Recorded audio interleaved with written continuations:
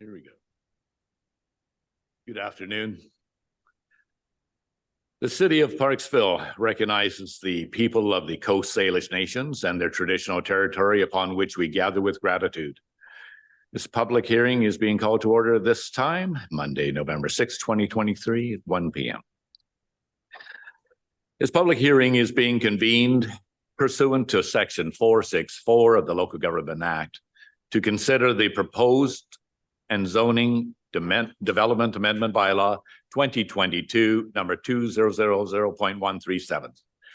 At this public hearing, any person present who believes that his or her interest in property is affected by the proposed bylaw shall be given an opportunity to be heard on the matters contained in the proposed bylaws. However, it is important that all who speak at this public hearing restrict their remarks to matters contained in the bylaw, and it is my responsibility as chair of this meeting to ensure that all remarks are so restricted. Those of you who wish to speak concerning this proposed bylaw should at the appropriate time commence your address to the council and public hearing by clearly stating your name and address for the record. Then you may give us the benefit of your views concerning the proposed bylaw. It should be noted this public hearing is being recorded and web streamed live, and the recording will be posted to our website. The main function of council members is to listen to the views of the public. It is not a function of council of this public hearing to debate the merits of the proposed bylaw with individual citizens. Everyone who deems their interest in property to be affected shall be given the opportunity to be heard at this meeting. No one will be or should feel discouraged or prevented from making their views known. If you wish to provide a written submission to be included in the record of the public hearing, you must hand in that submission to the corporate officer prior to the close of that part of the public hearing, dealing with the bylaw you are speaking to. Once that part of the public hearing has been adjourned, council is not able to receive any further information from the public on that matter. During a public hearing, people sometimes become enthusiastic or emotional, regardless of whether you favor or oppose any particular application or argument. Please refrain from applause or other expressions of emotion. Restraint enables others whose views may or may not coincide with your own to exercise their right to express their views, and enables all views expressed to be heard in a setting that is as impartial as possible. I will now ask the corporate officer to introduce the first item on the agenda, bylaw 2000.137. Ms. Weeks. Thank you. So this afternoon, there is one item on the agenda. The first item is zoning and development amendment bylaw 2022, number 2000.137. So in general terms, the purpose of the proposed amendment is to facilitate a 4-story multifamily residential development through the rezoning of the property at 413 Wembley Road from the single-family residential RS1 zone to the residential high-density RHD4 zone.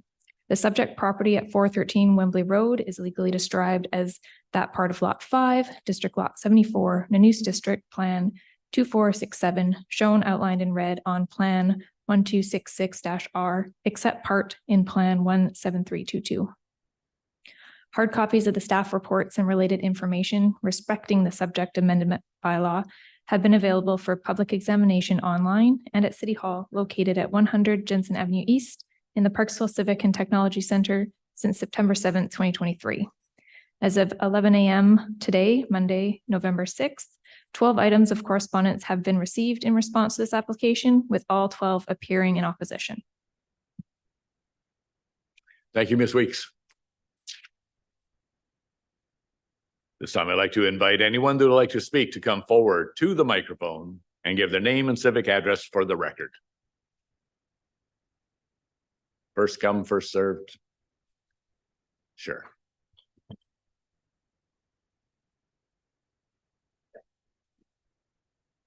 Thank you.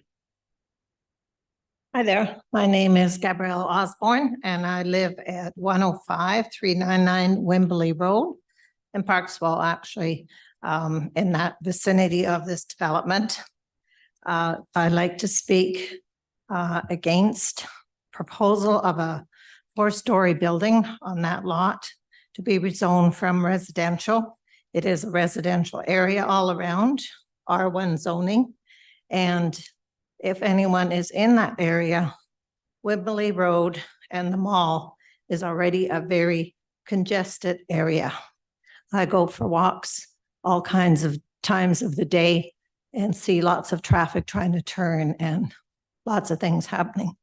So I think just for you to reconsider the other for high density development, the water issue in Parksville is definitely a problem. We had restricted water restrictions this summer.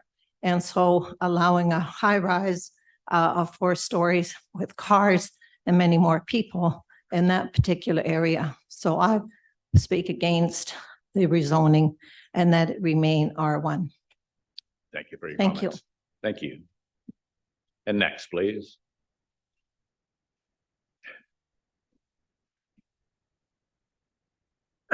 My name is William Reeve.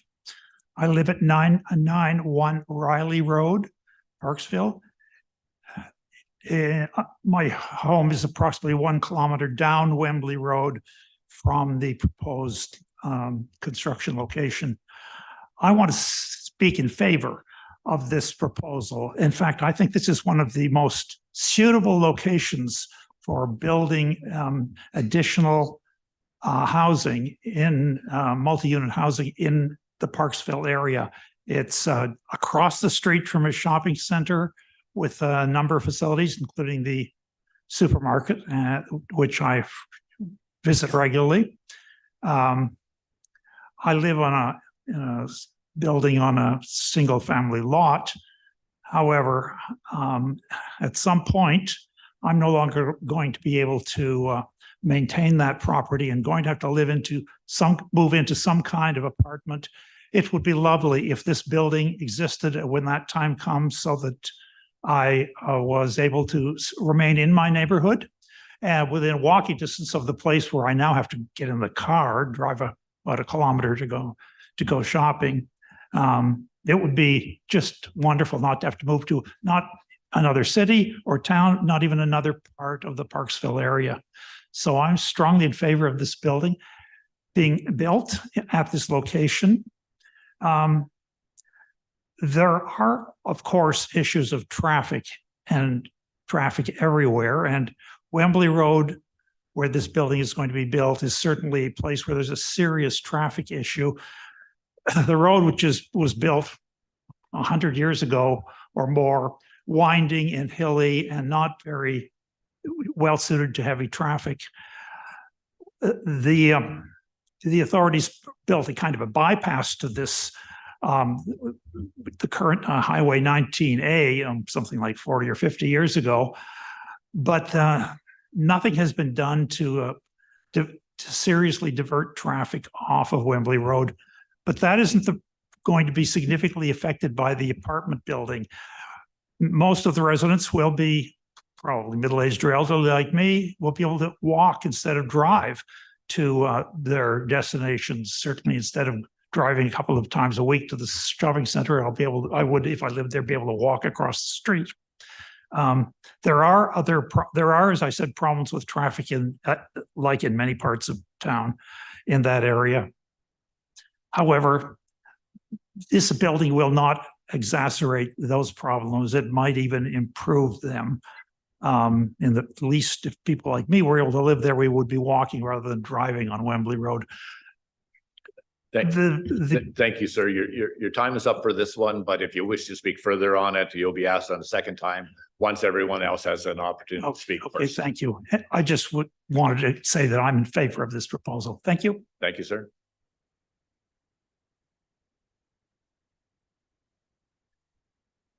Hi, Good afternoon. my name is Linda Lawrence. I live in 238 Bramble Street in Cedar Ridge.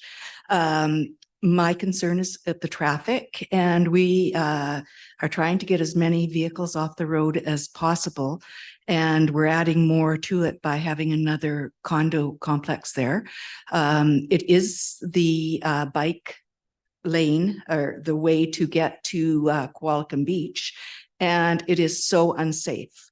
They did the the developer did do a traffic study in October of 2021, which was at the start of COVID. I don't believe that it was accurate at all.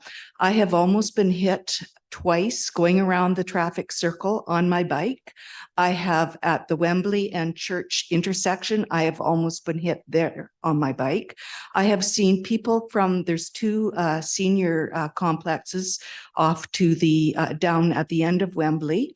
I've seen a lot of older people struggle to walking and using their scooters to get up onto the sidewalk, especially if they're on the side where the church is. They go across and then they have to back up again and keep on doing that because there's no way that it's not wide enough for them to get up onto the sidewalk. If there was some sort of a light or even bike lights or something, it would make quite a difference. This area also has a lot of school students walking up the sidewalk. So there's just so many, you know, I'm scared someone's going to get run over and I don't want it to be me, basically. And also I have concerns about the water, the lack thereof. I basically lived in a property and the developer said to me, I promised you a well. I didn't say there'd be water. And that's basically what I'm feeling like that Parksville is getting like. Anyways, thank you very much. Thank you.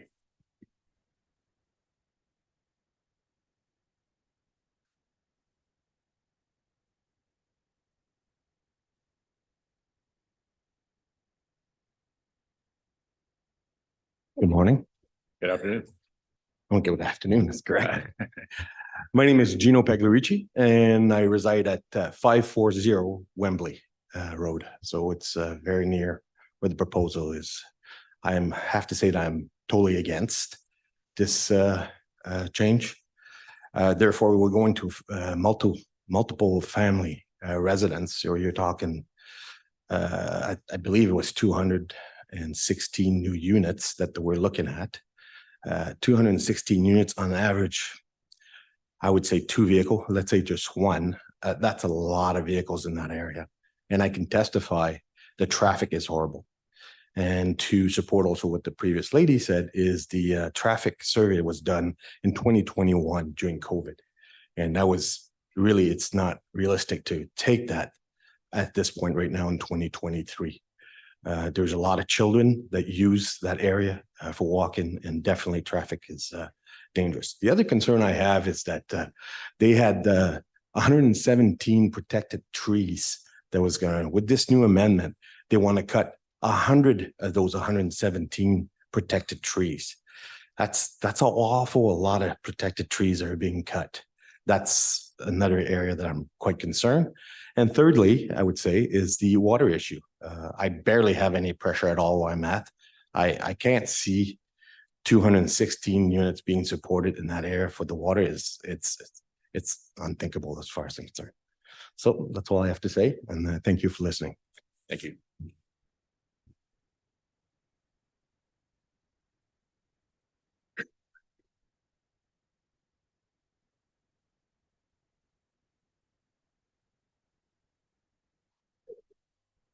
Hello, my name is Susan McLevy, and I live at 805 Humphrey Road, and I am against this zoning. And I would just like to read you a brief statement, which I also left with the secretary. So, according to Parksville's official community plan, there are several key areas where this development does not meet the city's requirements. In Chapter 5.1, General Land Use Policy, Section 3 states, when considering zoning or OCP amendment applications, the city will encourage the development of green building design and preservation or enhancement of existing natural features.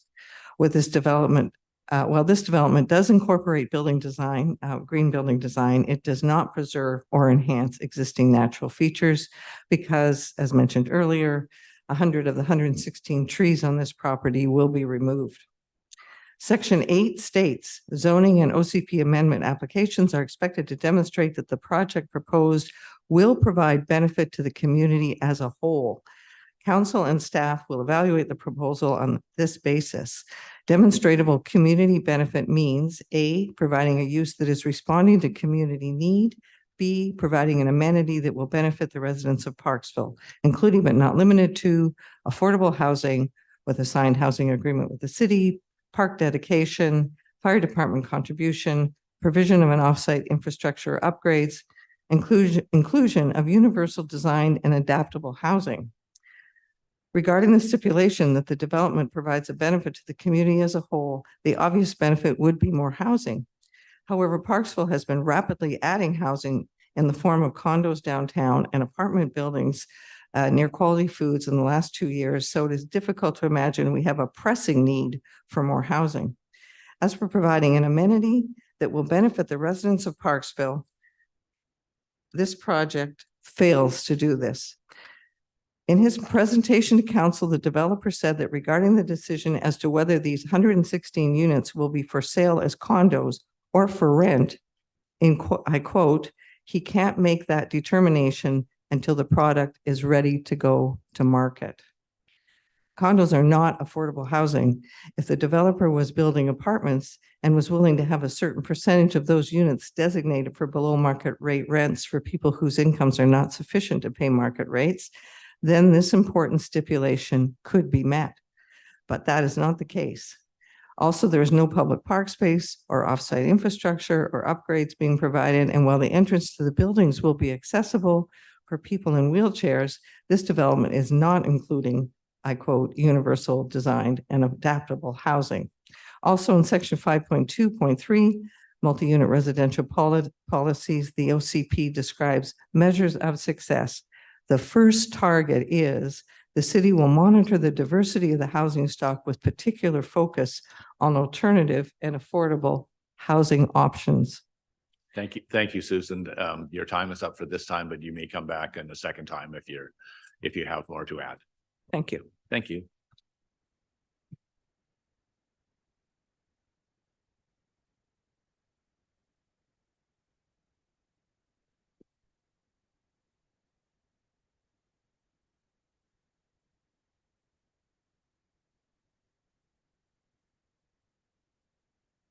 Hello, Mr. Mayor and council members. Good afternoon. My name is Elizabeth Gourlay and I live at 327 Rumor Crescent, which is fairly adjacent in proximity to the proposed rezoning. And I submitted something to you earlier, which you may have already read. But my major concern has to do with the fire department, particularly as we begin to get more and more of these high density developments happening. And to me, reading through all the reports, it seemed to me that the fire department had the most realistic thing to say in terms of what they require. They require equipment that can handle any type of fire in these apartment buildings. They need training. They will have more fire call outs. They asked the developer for $800 per unit to at least have a chance to, have something to be able to do with these apartments should anything happen. And the developer offered half of that sum.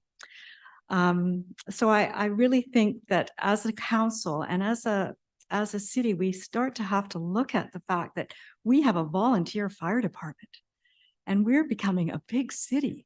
So I would really like some critical thinking on that.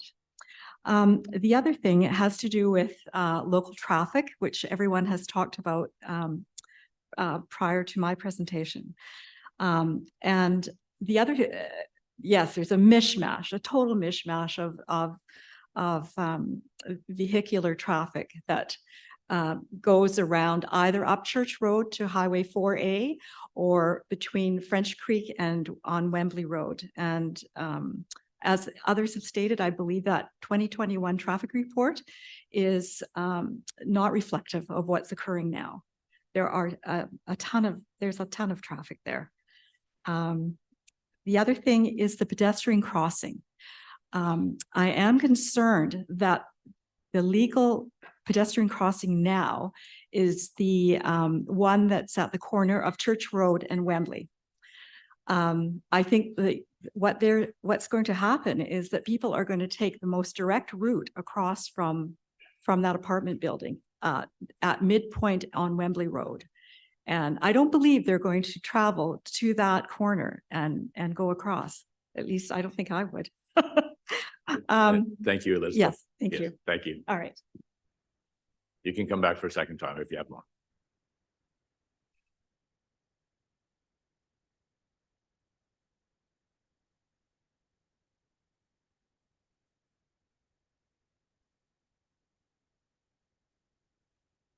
Good afternoon. Good afternoon. My name is Archie Belaski. My wife is also present here, Rita.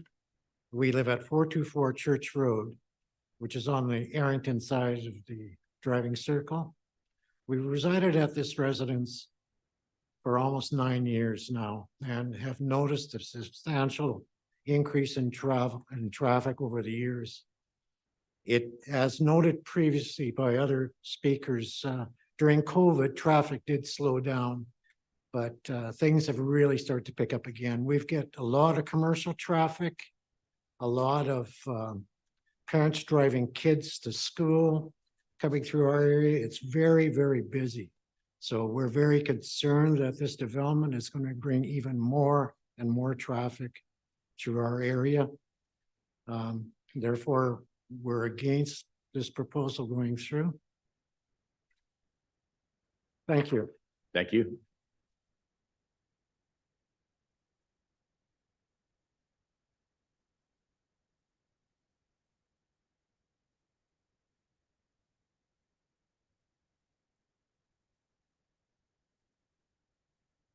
Hey, Council. Good My afternoon. name's Laura Dempsey. I live at 646 Church Road.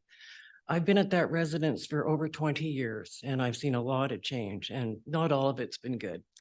I'm very much against this high density housing project for the following reasons. Number one is everyone has been speaking about water. We were on stage 4 water restrictions right off the jump, it seemed. Other communities around us were not on stage 4, but we were. We've been asked to back off on our showers and back off on other things. If we have another high density building, excuse me, going in, that's too much water, way too much water. All of the trees that are being taken down, it's too much. All of it is just too much for the area. It's high density there right now as it is. And as everyone's been speaking about the traffic, me being on Church Road, that's changed from a quiet kind of side road to almost a direct highway to Alberni Highway now. Some people treat it like a racetrack. I hear traffic in the middle of the night screaming through there. Waste is another problem. People do not want to pay to take their garbage up to the transfer station. They dump it on Coldwater Road. They dump it on Church Road. It's a constant problem. People just don't seem to want to pay the money to get rid of their garbage. That's basically all I have to say. It's too much. It's just too much. Parksville is growing really fast. I understand we need affordable housing, but nothing has been mentioned about this project about it being affordable. I think the only person who's going to benefit from this is going to be the developer, certainly not the residents that live in that area of Parksville. Thank you. Thank you.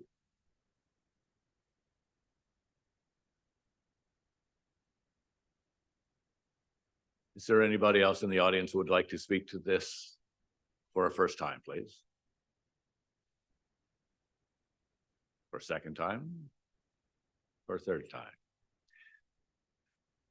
So for a second time, anyone who has spoken already would like to add further comments? Come up to the microphone now. Thank you. I'll call for any second speakers. Once, twice, 3 times. I'll call for a third and final time. Anyone who wishes to come forth and speak at this time, please do so. Once, twice, 3 times. Thank you. I would like to request from council a motion to receive any correspondence at this time, please. So moved by Councillor Gren, seconded by Councillor Wood. All those in favor? Carries unanimous. Thank you. Well, this time I'd also like to ask council for a motion to terminate the public hearing for zoning and development amendment bylaw 2022 number 2000.137. Moved by Councillor Beal, seconded by Councillor Martin. All those in favor? Thank you. That is carried. That public hearing is now terminated. Thank you. Once the public hearing has been adjourned, just to remind everyone that the council cannot entertain further submissions or correspondence from the public on the proposed bylaws. Thank you.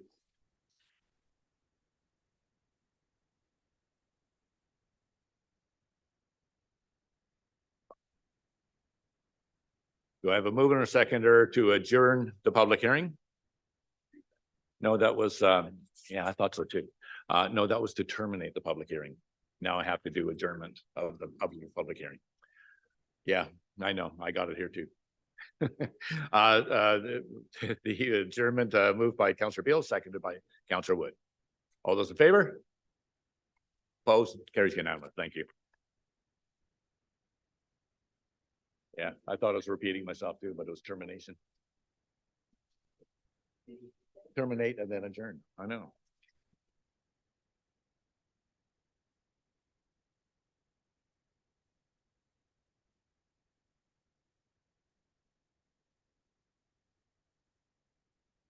Good to go.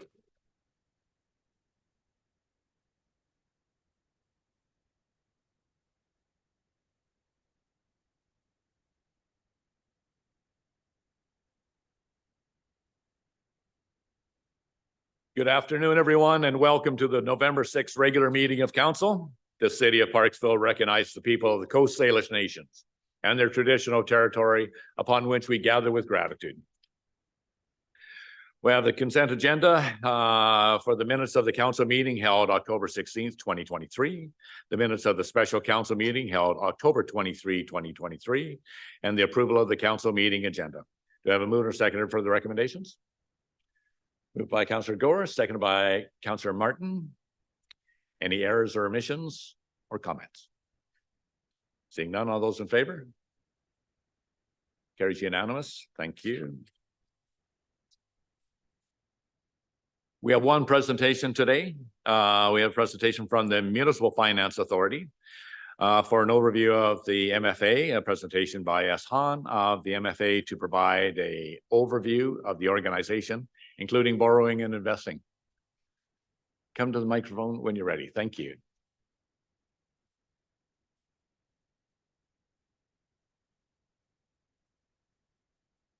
You can control it from here, or you can ask me and I can.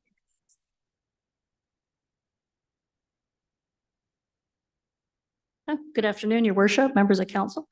On behalf of the MFA, thank you for inviting us to give a short overview of the Municipal Finance Authority of British Columbia. And I have with me a colleague with me today, Nicole Gervais, as well. I believe I have 20 minutes or so. Yes. Yeah, okay. And then time for questions. 20 minutes is good. 20 minutes is good. 20 minutes it is. Some of you may have heard the presentation that we had at the newly elected forums earlier this year in January, where we participated in that. So hopefully this won't be too much of an overview for those of you that attended that. I thought maybe in our short 20 minutes that we have together, I can just do a brief overview of what the Municipal Finance Authority is and what we mean to local government in British Columbia, how we access the capital markets to get money and loan to your organizations on our behalf, and how the borrowing process works at a very high level, and talk a little bit of investing in reserves and how that ties into your current asset management plans. So just an overview of what we do. Originally, we were formed in 1970 by the provincial government. Although the provincial government formed us with our own act, we do not report to the provincial government. We're a standalone entity, borrowing on behalf of all local governments in British Columbia, except for the city of Vancouver, who does their own borrowing. They're the only ones that do that. So basically, when we were formed to loan money for capital infrastructure. So those would be like your sewer, water, rec centers, roads, city halls, things like that. And then in the 80s, we started adding other kinds of other kinds of products, one being our short-term financing product, where we provide construction financing if you're in the middle of an infrastructure project, or maybe leasing, where you can lease lower valued items through us, and several other kinds of short-term loans. We also offer investment products, which I hopefully going to have time to talk at the end of the presentation, where we work with local governments on investing and diversifying your holdings. And we're very involved in client education. We're members of the Local Government Leadership Academy, UBCM, GFOA, lots of acronyms, but basically all working with local government, whether at the elected official level or at the management level. So we actually have a governance of 40 members, and how you get onto the MFA board is you're elected as a local government representative to, say, for instance, on the city of Parksville. And then if you get appointed to the regional district board, so you get appointed to that one. And once you're on the regional district board, they do appointments to various organizations, us being one of them. You'd get appointed to the MFA board. And once you're on the MFA board, those appointments are annually. Once you're on that board, you have an opportunity to get elected to be a member of our board of trustees. And there's 10 of those. So all in all, we have 40 members, but it's by representation, by population. So as you can imagine, there's 11 representatives from Metro Vancouver, where the population is, 2 from the Capital Regional District, where Nicole and I are from, so Victoria area, 2 from the Fraser Valley, also very populous area, and the rest have 1 at large. So the Regional District of Nanaimo will have 1 representative on our board. And they meet twice a year following UBCM, and also at the end of March in Victoria. We currently have 19 employees, so we're an infrastructure bank managing over $10 billion of assets.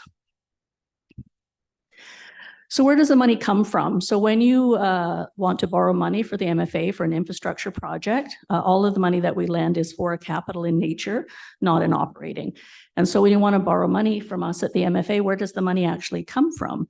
And we actually issue bonds in the capital market. We're one of the largest issuers of municipal debt in Canada, and the cheapest. And what that means for you, though, is if you're borrowing money from the MFA, your loan will have a cheaper interest rate than say, the city of Toronto, Montreal, and including the city of Vancouver. So it's quite a unique cooperative model, which in size gets to mean that we can lend you the money at a cheaper rate than you could get from somewhere else.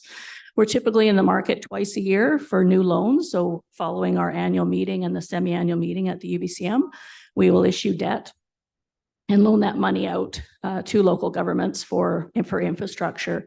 We also run what's called a commercial paper program, and those are for shorter dated loans. So we're actually in the money market, so to speak, as opposed to the capital markets, which are longer dated bonds. We're in the money market every week, refinancing short-term loans. So these would be for, like I said before, construction financing. You're not quite ready to do a takeout loan for long-term debt. And so you'll draw down shortly or in smaller amounts of money for construction financing. And we also have a capital leasing program, equipment financing program that's funded that way.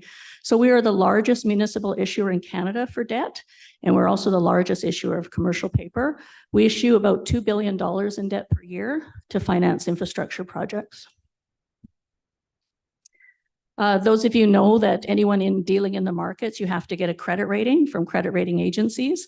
The MFA is one of the very few organizations that still has a AAA credit rating. Government of Canada had a slight downgrade. The United States of America lost theirs several years ago. A few provinces in Canada have AAA credit ratings, and a few municipalities. So it's quite an accomplishment for us as a cooperative organization. Nothing that we've done as staff, but mostly what our local government members have done by keeping your financial house in order. That allows us to have these AAA credit ratings. And as we know, the higher credit rating we have, the lower interest we pay, because the investor has deemed it to be low risk, just like buying Government of Canada. And so that makes low interest that they're expecting, which in turn makes low interest on the loans that you take from us.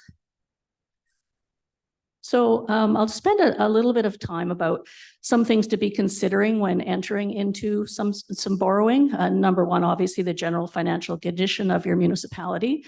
What's your state of your reserve balances? Perhaps what your current debt levels are. There is a legislative limit that the Municipal Affairs or Ministry of Municipal Affairs, they legislate a limit that is the maximum local governments can borrow, and that being 25% of all the revenues that you can control and are sustainable. So, and that's the amount of money you're allowed to pay annually on debt servicing. So the ministry has a cap on that.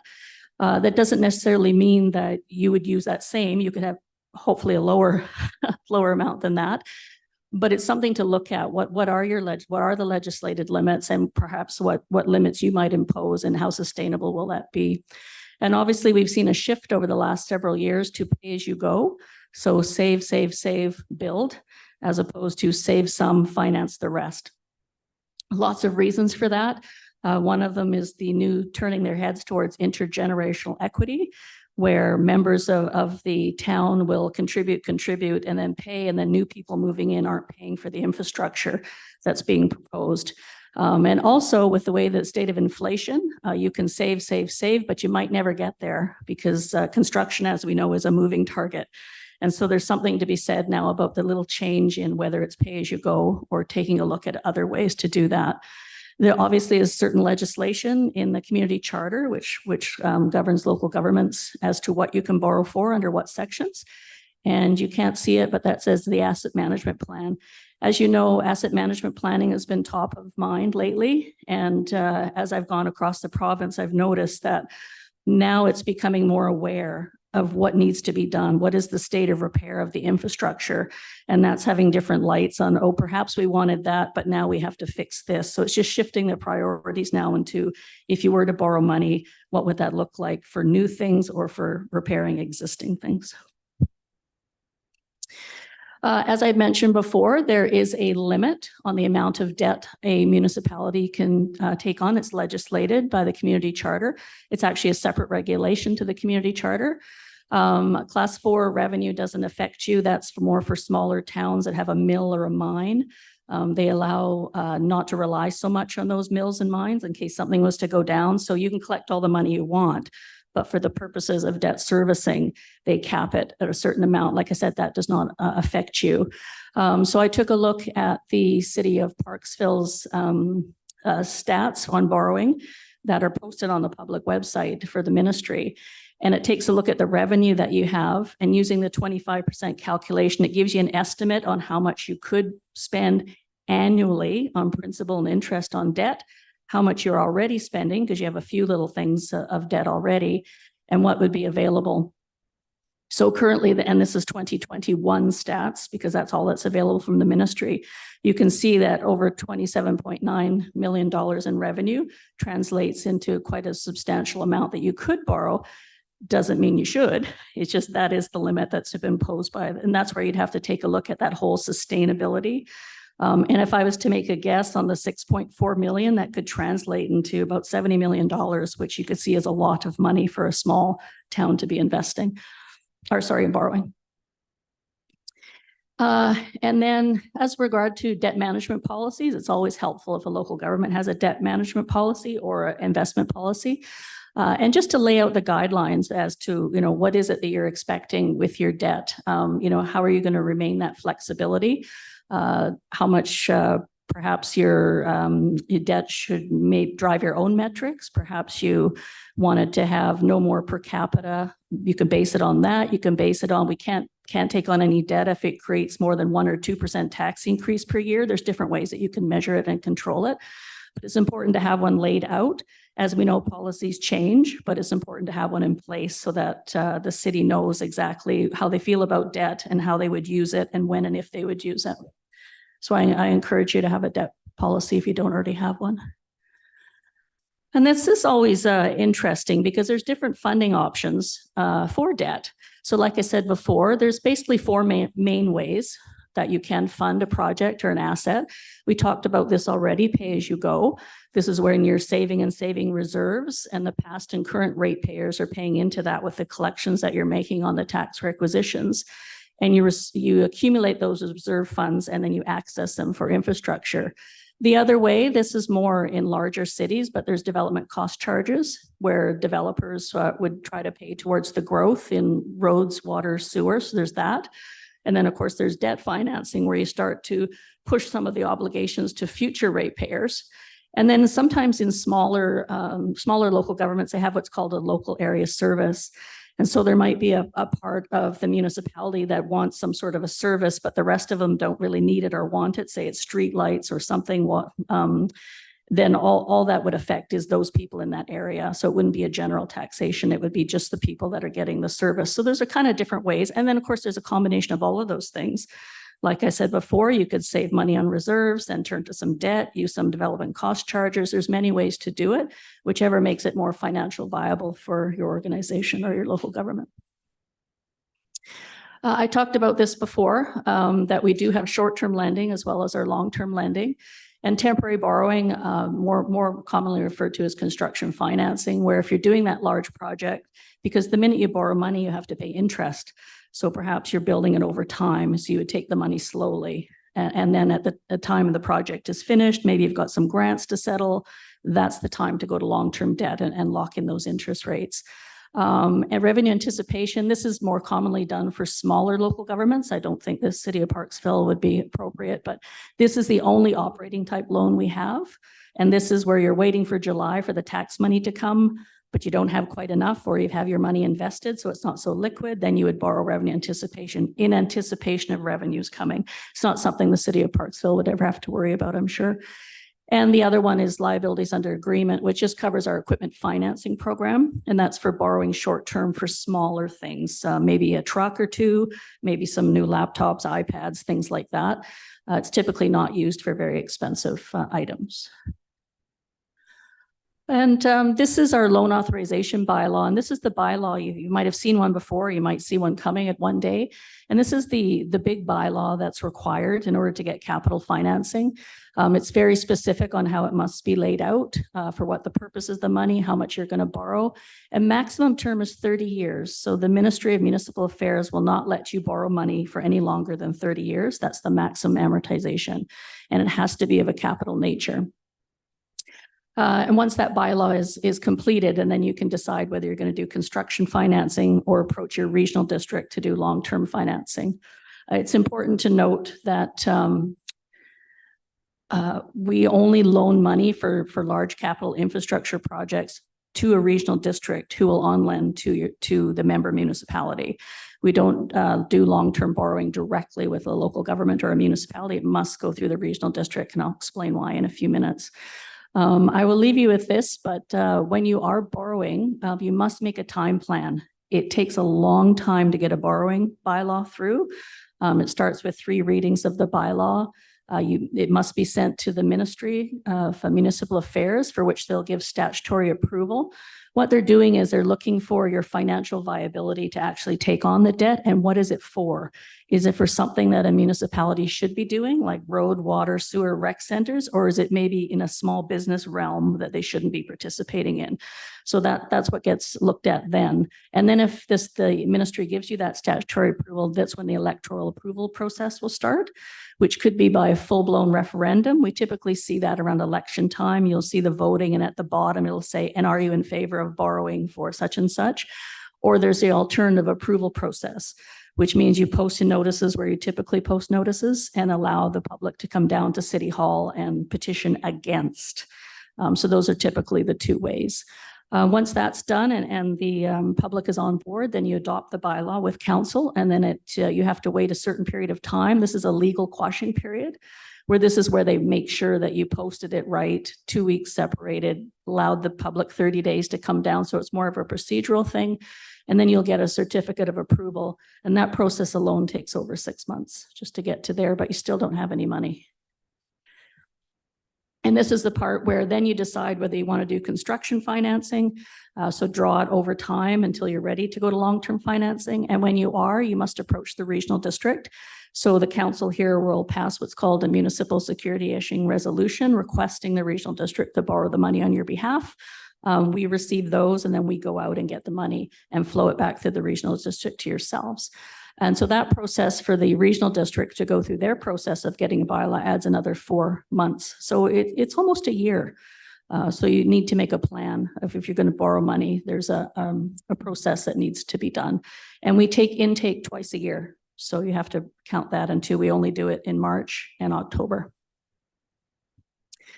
And this is what I wanted to point out is the part of it we call joint and several liability. And it's one of the reasons why we actually have a AAA credit rating is because when you approach the regional district to borrow money on your behalf, you will have a representative at the regional district, but so do all the other member municipalities and electoral areas in the Nanaimo Regional District area.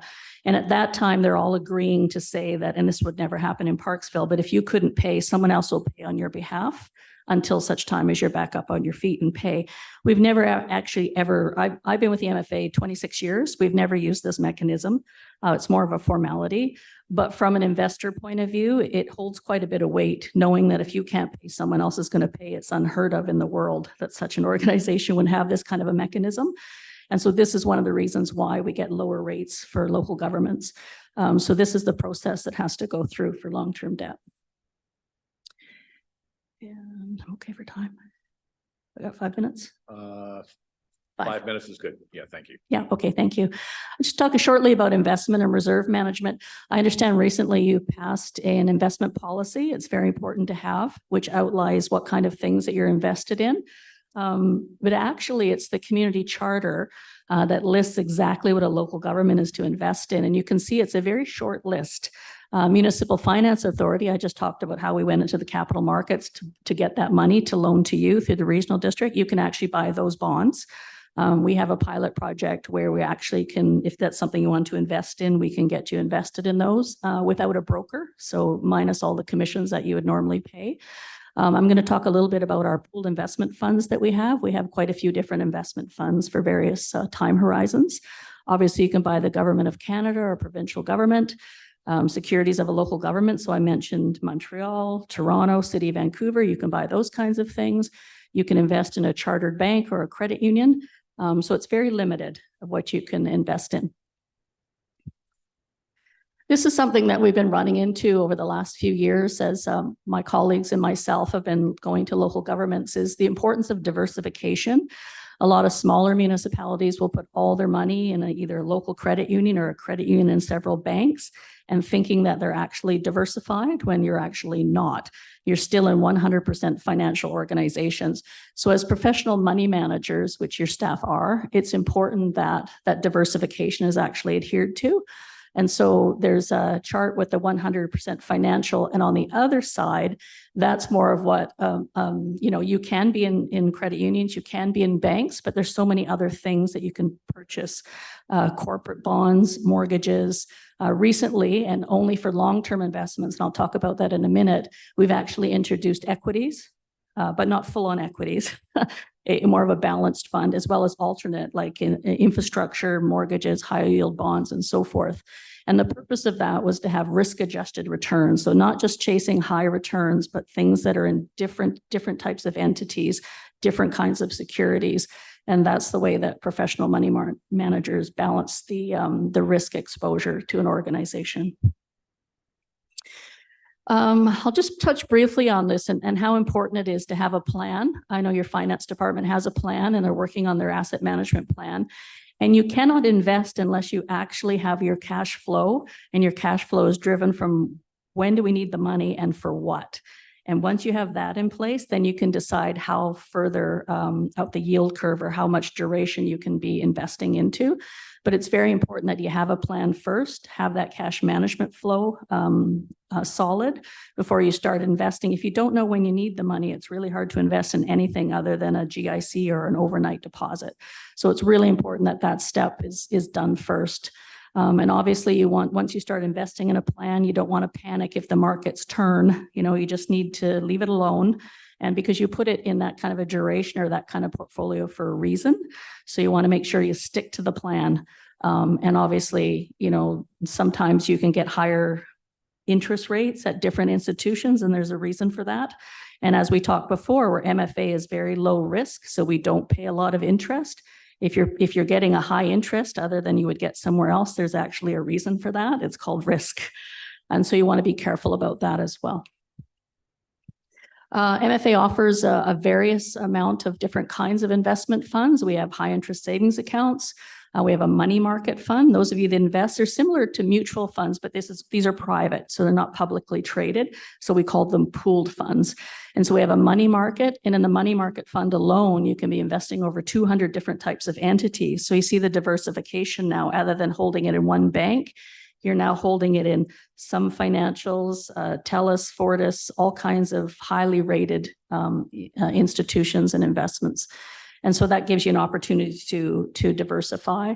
And as we start going out into government focused and things like that, that enables you to get into what we talked about, that the community charter laid out was Canada bonds, provincial bonds, municipal bonds. If your staff don't want to hire a bunch of brokers, you can get all of those items by buying some of one fund. So it helps you diversify without doing a lot of homework, as in finding all these brokers and getting different bids and prices and quotes and things.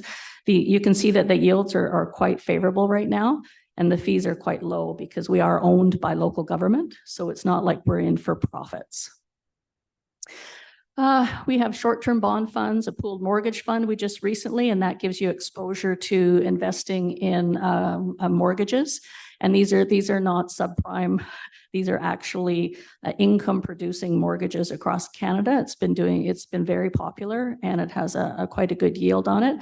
But you can see where it says these suggested time horizons. So like I said before, if you don't know when you need the money for a project, then you can't invest at all. But once you start thinking, well, we have a reserve and we won't need it for 5 years, then you can start looking at the suggested time horizons and putting them in those kind of products, because that's what they're meant for, is the year duration of what you need.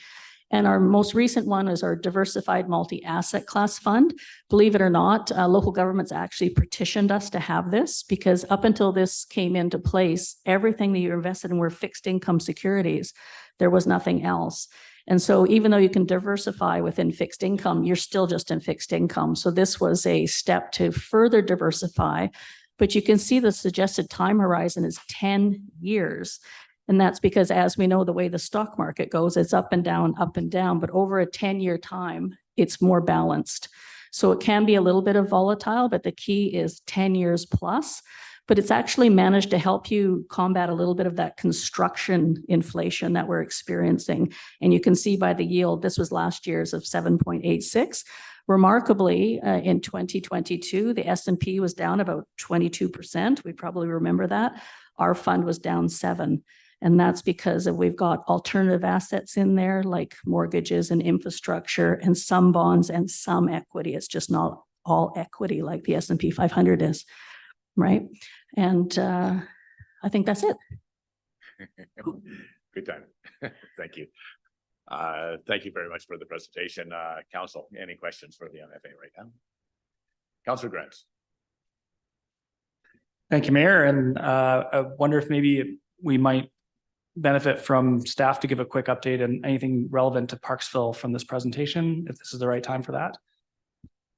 I would suggest it's probably not the right time at this time. I would say because I would like a fulsome discussion with the staff to consider what investments we have and where they are at, and as compared to the MFA. I think that would be a good discussion to have at our finance time.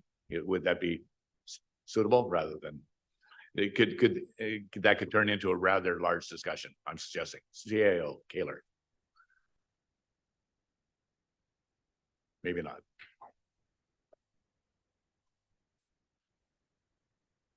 Thank you. If I may, through the mayor to council. So this is really a generic presentation, but if there's something specific that council wants, we can certainly follow up with that.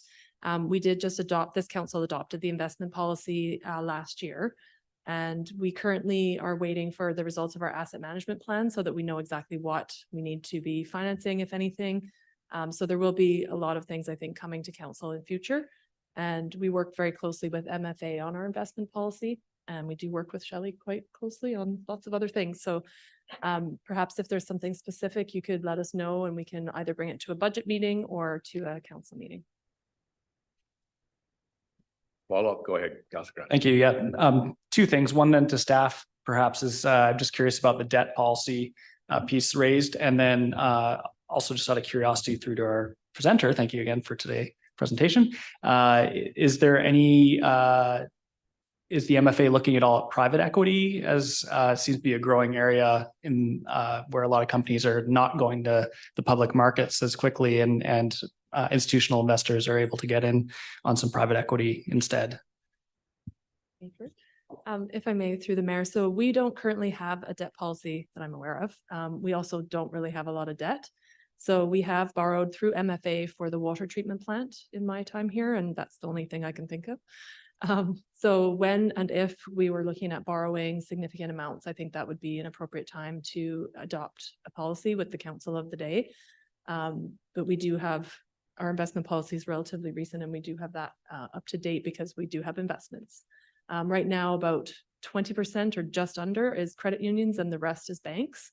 And we are looking at having more discussions about the most appropriate way to balance that once we know again what we need to spend the money on and when, because you don't want to invest for longer than if you need to access the funds. So certainly on our radar and on our CFO's radar, but yeah.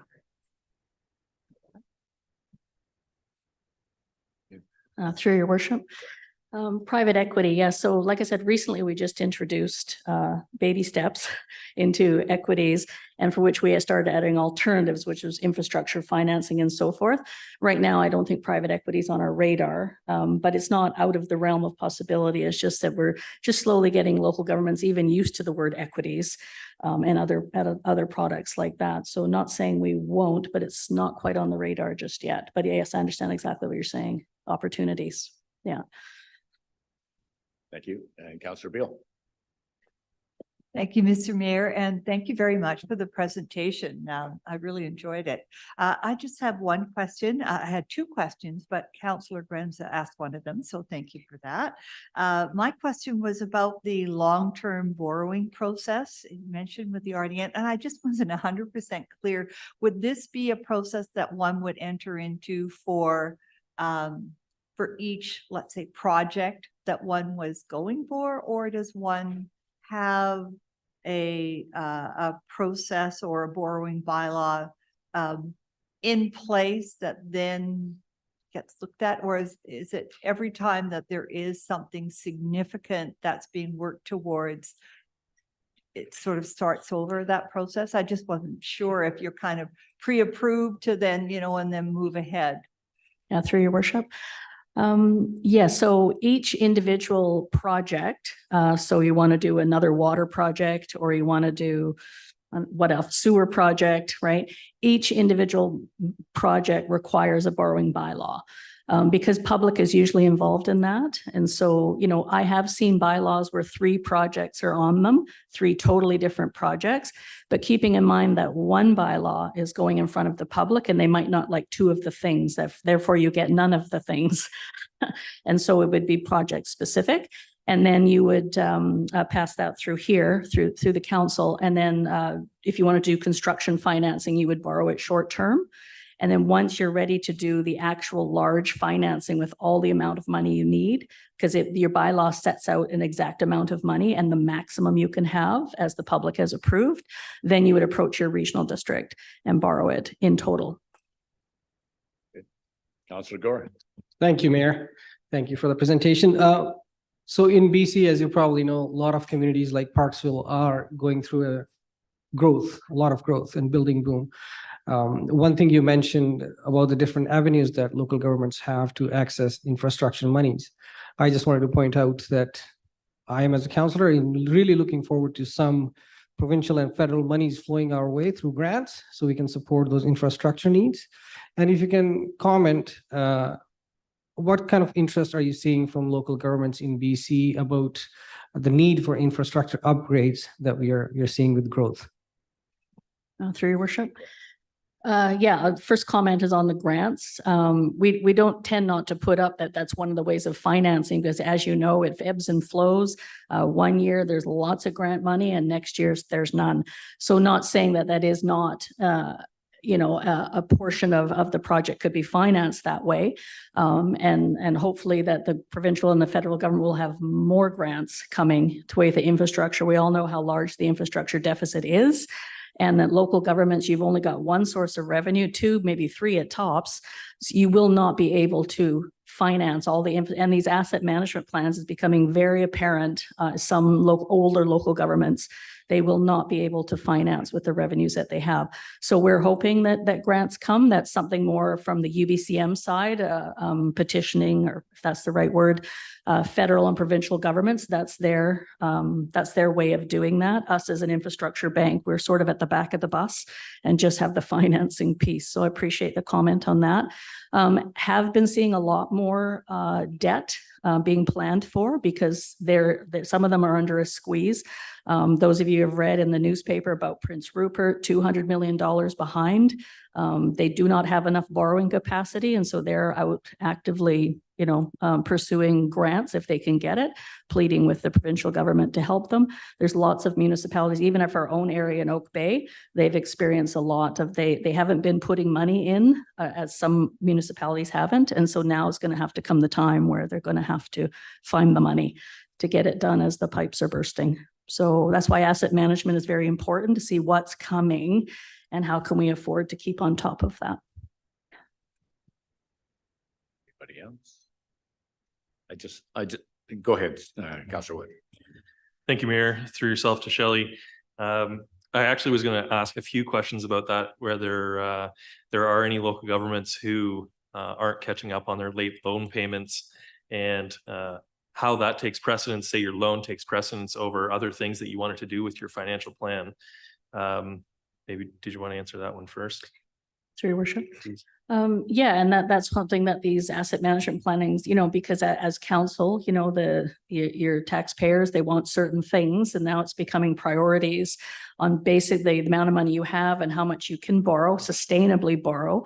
Will there be grants and so forth? Now it's becoming a choice of priorities. So now and this is not a Parksville question or example, but pipes are bursting and we want a rec center. Now you're going to have to make the choice where, okay, how much money do we have? And that's where that debt policy comes in and allowing the flexibility. There are some local governments that, yes, they've been, building rec centers and parks and all these things and not paying attention to the actual infrastructure in the ground. So while they have those things, now comes where we can't do any more of those things, because now we're going to have to pay for the pipes and so forth, right? I mean, infrastructure needs replacement. But I really hope there are more federal and provincial grants, because like I said, your revenues are so skinny. You've got your taxation, you've got your user fees for some things, you're pretty limited, right, as to what you have, and that only goes so far. Thank you, Mayor. Follow up through yourself to Shelley. It's amazing how you're actually getting the regional districts to co-sign the loan, it seems like, and that provides quite a bit of stability for it, and hence your better rates. We've seen the CPP invested in American for-profit prisons years ago, and they got out of it once the public found out.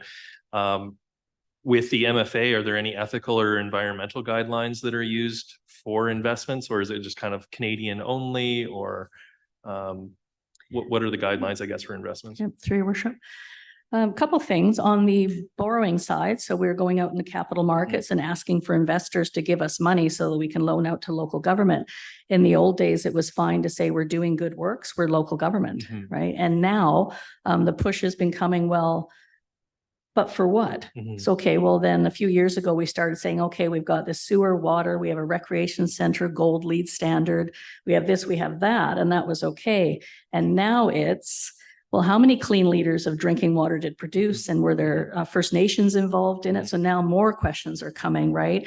And they call that the whole ESG lens, environmental social governance lens, where it used to be you looked at financial statements and it told you the financial risk, which we have audited financial statements, and now they want to see the other risks, environmental, social, and governance risks. So we're trying to disclose more on that side.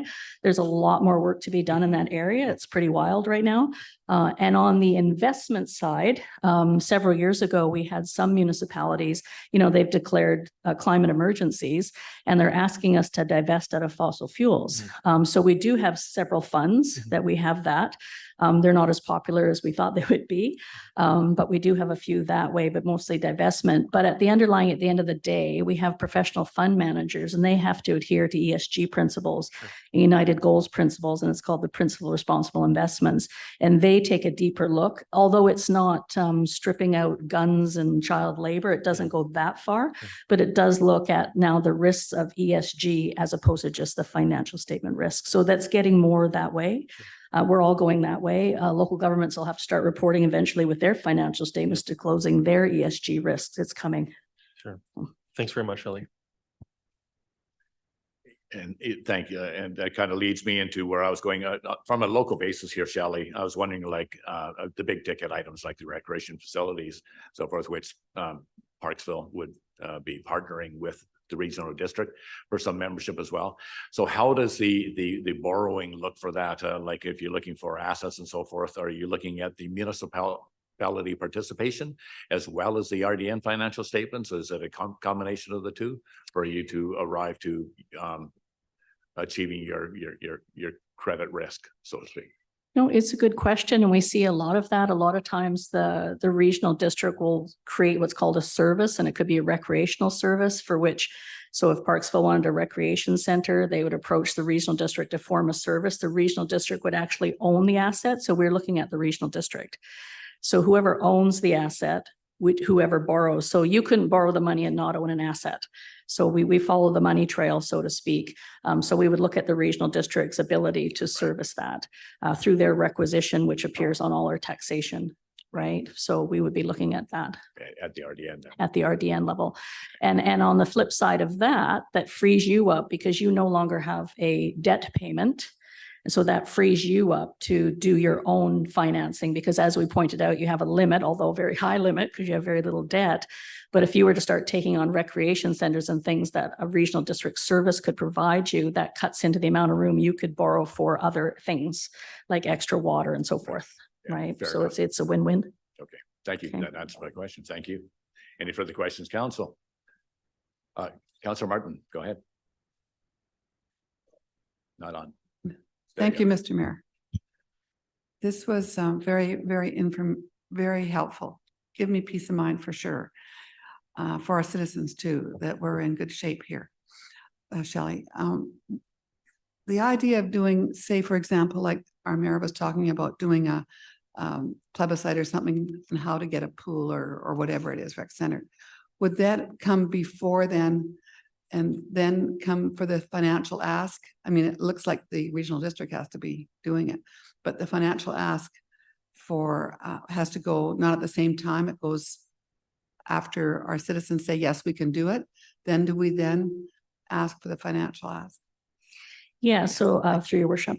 So going back to the little process I had about doing your third readings of a bylaw. So if the city of Parksville was doing the borrowing, you would, take a look at your financial plan, obviously, and see that you have the capability to sustain the debt. You would do the loan authorization bylaw, but before you actually ask for the money and the Ministry of Municipal Affairs has to approve that you can do it, then you would ask the public. And if the public says no, then there is no money, right? So the public has to come first, and then you would get the money. It would be for the RD if they were to do like a service with a recreational service that affected Parksville, they would have to do the public approval process, and they would have to get that through, right, through the region, and then they would be able to get the money if the public approve the financing. So the public is in it because they're the ones that have to agree to pay for it. Thank you so much for your presentation, Shelley. It was well done. Yeah, I think we all learned a lot. It was Thank you very much. Thank you. Council, we have two delegations today. The first one being the Parksville and District Chamber of Commerce for a fee for service agreement. A presentation by Amir Tabatabaei. Here I go. I'm going to say Amir, Executive Director of the Parksville and District Chamber of Commerce, and Jay Getler regarding the fee for service agreement for operation of the visitor center location at 1275 Island Highway East. And it looks like, if I can say, it looks like it's Amir today. Okay, no apologies, sir. We're more than happy to have your appearance.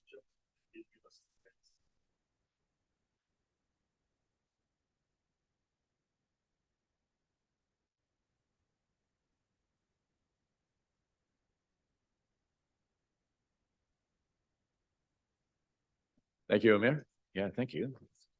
And just for clarity for our presentations, we have 10 minutes for you, sir. Thank you.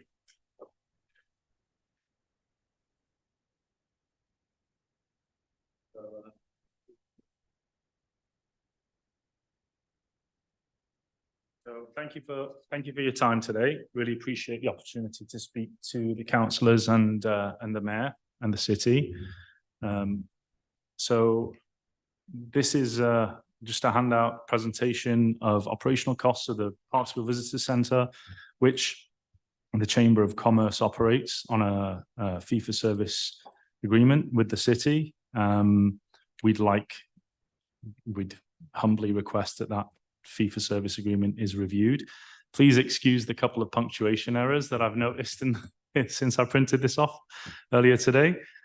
So according to the BC Council of Business, or Business Council of BC, the cost of purchasing a basket of goods or paying for a service for the average BC consumer has risen 40%-ish since 1998. And I'll get to the reason why I mention that in a second. That equates to a steady average inflation rate per year of about 1.6% over the last 25 years. Post-pandemic, but especially over the last 12 months, obviously, we've all seen inflation surge. And as of September 2023, the 12-month average index for all items in British Columbia showed a 5% increase in comparison to the previous 12-month average. These figures are from the government's own statistics, though I think most people would agree that the inflation rate on the island may well be slightly higher than that of the rest of the province. The cost of running the visitor centre has also increased over the years. The council may or may not be aware of the fee-for-service agreement that's been in place for a number of years, but going back to 1995, the fee-for-service agreement was $53,000 per annum. The fee for service received from the city over the last 12 months, or for 2023, was $54,879. This figure falls significantly short of covering the costs of running the visitor centre, especially as the building is now more than 25 years old and in need of an increased maintenance schedule and renovation to some degree. We also receive $22,699 contribution from Destination BC. But again, both these two figures combined still fall short of covering the operational costs of the facility, as you'll see below.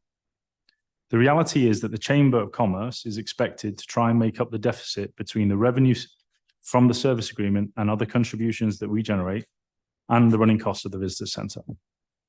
So these figures that I'm about to discuss with you now are just for visitor centre operations, does not take into account anything regarding the actual costs of the chamber. So for 2023, with 10 months running to the end of October, so from January, we had 6,418 visitors through the door.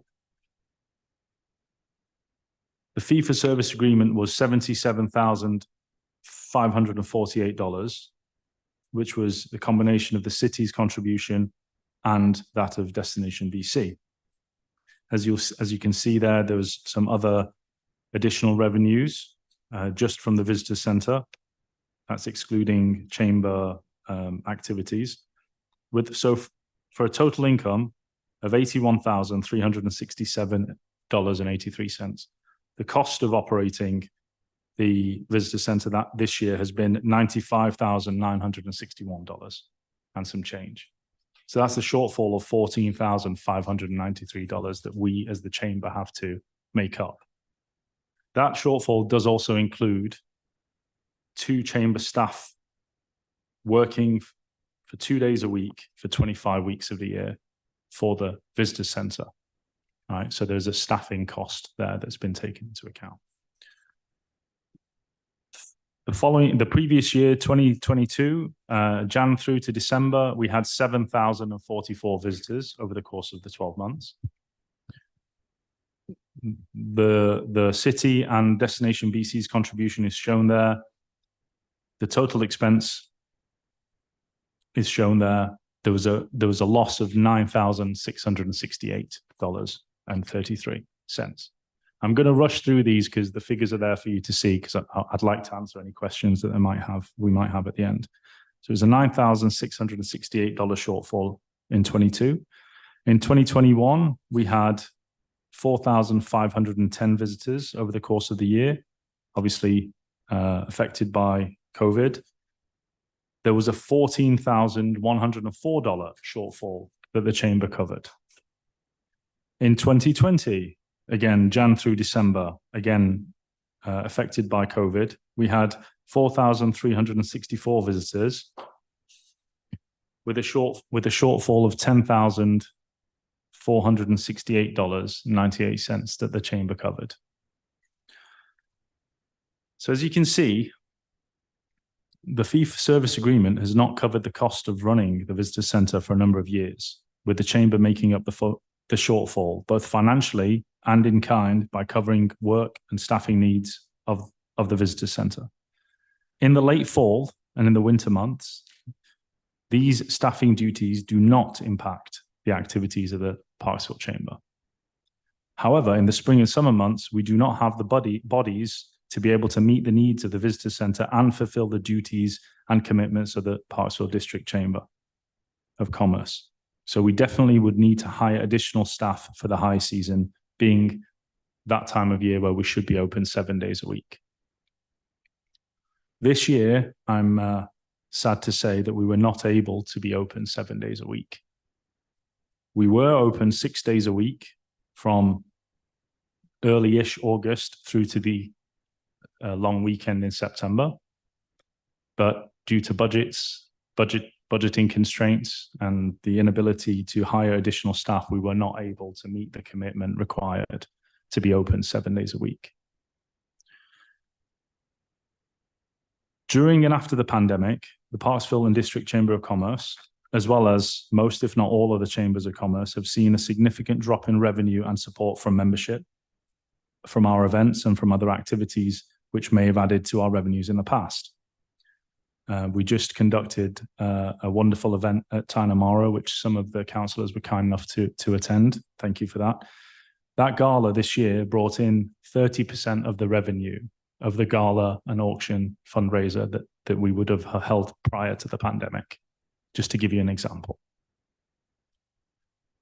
We are rebuilding. In the 6 months that I've been executive director, we worked hard to make the most of efficiencies and savings, including covering the staffing needs of the visitor centre, as you can see by the small drop in total expenses for 2023. But this is not sustainable long-term, as we struggle with getting volunteers and with hiring of students or indeed additional staff, which we don't have the budget to do. Plus, we're trying to focus on rebuilding the relationship within the business community. It's unreasonable, forgive me for saying, to expect a non-profit to subsidize the shortfall of funds relating to the running of the visitor centre. To deliver on expectations of the current service agreement in place, for 2024, we believe the operating costs of the visitor centre to be somewhere between $110,000 and $130,000 based on proper staffing levels for the high season, which would include a full-time janitor, a groundskeeper or gardener, and a handyman or some sort of maintenance for the facility. Costs of winterproofing the parking and sidewalks around the visitor centre should also be taken into consideration, as trips and falls may lead to unforeseen compensation claims. So the ask, finally get to it, we humbly request the city and the councillors put in place sufficient funds required to deliver the service that is expected from the visitor centre. If that is not possible, then the expectation of the service needs to be reduced or revisited ahead of next year's high season. I'm happy to make myself available to discuss this matter as required by the councillors. I also give my assurance that the funds provided by the city will only be used to cover the operational costs of the visitor centre and not spent on any chamber activity. Moving forwards, the budgets of the VC, Visitor Centre, and the Parksville District Chamber of Commerce will be clearly and separately defined, providing complete transparency. I'm not sure that had been the case previous. Thank you so much for your time, and I'm happy to answer any questions. Thank you for that, Amir. I just want to just clear up one figure. The ask, there's quite a few figures before, and then you're saying that it ran in between 120 and $130,000. So you're asking for the operating costs to be in between 110 and $130,000. Is that Parksville contribution, or are you including destination funding in that amount as well? I'm including the funding in that, sir. The total running costs would be somewhere between $110,000 and $130,000. So the current offering is $54,000. That is right. The current offering that I have beside me here is $54,000 and so forth. So what is the ask of Parksville? To meet the minimum. Do you want one figure? You have 100. Well, you're talking to Parksville right now. Mm-hmm. So I want to know what you're asking for Parksville. You know, you're suggesting that if you're going to get the same amount from destination tourism, you know, that's going to be that amount. That's 22,000. That's going to help total you up to. So yes, sir. So that's the only under funder that you have at the moment. So you're suggesting 130,000 less 22,000. That's right, sir. Okay. Thank you. Thank you for clarifying. I just trying to clarify for our counselors here, so we know what we're being looked at. 10, 22 is 8. Excuse my math. It's just little. So it looks like $108,000 is the ask from City Park. Maximum. Right. So, okay, I have a few comments and questions and so forth, but I'm going to give it to the council to the floor first anyways, and then we'll ask a few questions. Please. Thank you. Councilor Martin. Thank you, Mr. Mayor, and thank you, Amir. Yes, for sure. Two things, just as a matter of interest, I know many restaurants locally have chosen the down or the days that aren't busy to be closed for those days, and the busy days to be open on the busier days. So whether it's Tuesday, Wednesday, or Wednesday, Thursday, or whatever. Was that ever considered as far as the staffing? Because I know staff don't want to work on the weekends, but you know, I'm just saying that's a consideration. Another thing that we, and I'm on the museum liaison, which is involved with the chamber too. Yes. We had a large, I mean, looking after the place, as you can imagine, it's all very expensive. Just to keep the doors open, $75,000. Mm-hmm. But we had a volunteer that came in on the board, and she said, I'll see what I can do about getting gardeners. She got 24 or 25 gardeners that came in one day a month to look after the place. That saved us $9,000. So I'm just, you know, I mean, I'm just throwing it out there. I know it's part of our community and it's really important, and we can't have it looking like a mess or anything like that, but just an idea, that's all. But thank you very much for your time. Thank you so much. Appreciate the presentation. Thank you so much. Councilor Gore. Thank you, Mayor. Thanks for the presentation. So what are some of the activities that the visitor center is involved? Like when visitors come, they usually ask for, I guess, spots where they can go and do stuff in Parksville, I'm guessing. That's right. So when we have so many things moving digitally, like there's so many things all on an app, you can see what are some of the places you can have fun, nature spaces and whatnot. Do you foresee perhaps some of the use of the visitor center over time as we evolve technologically be reduced rather than needing all the staffing? I'm just throwing it out there.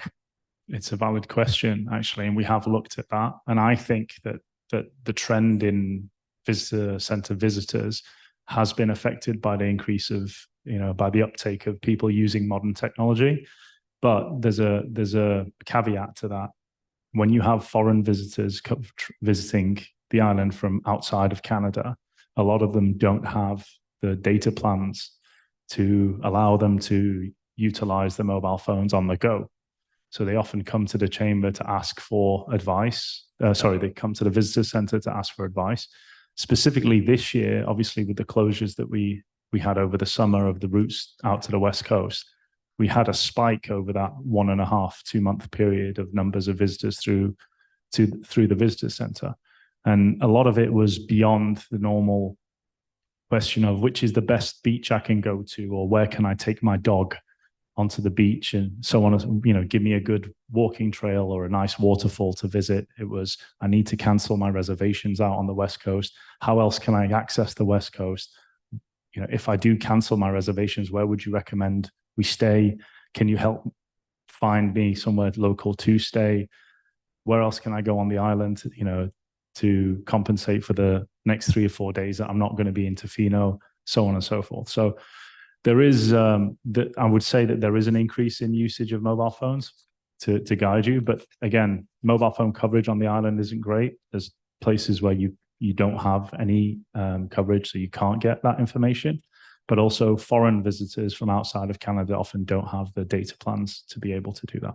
Thank you.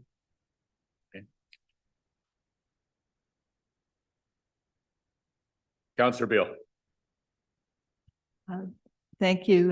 Thank you. And through the mayor to Amir, thank you very much for the presentation. You know, Thank you, Mary. despite the somber Tone. you know, information there and request, and I appreciate, and I do want to say I particularly appreciate the promise there that things will be separated out, so it's very clear, because of course it is both the office for the Chamber of Commerce as right. well as the visitor center. So I really appreciate that. I'm wondering, perhaps this is more of a question to staff, if this would then, you know, given that it is a request, is this something that we would then automatically go to consideration as we start to look at budget, or do we need to have some sort of a motion following the presentation? So. Yeah, thank you for that, Councillor Beal. Yeah, this is merely an information gathering session at this particular point. I don't anticipate any motions, because I have so many more questions, so we have to go back and look at staff for this time. But I would think this is the time when the mayor's here. If you have any considerations as to the operating, this is the time that you certainly can place them here instead of just dealing with the staff report, which we'll be looking for. So if you go ahead, yes, go ahead.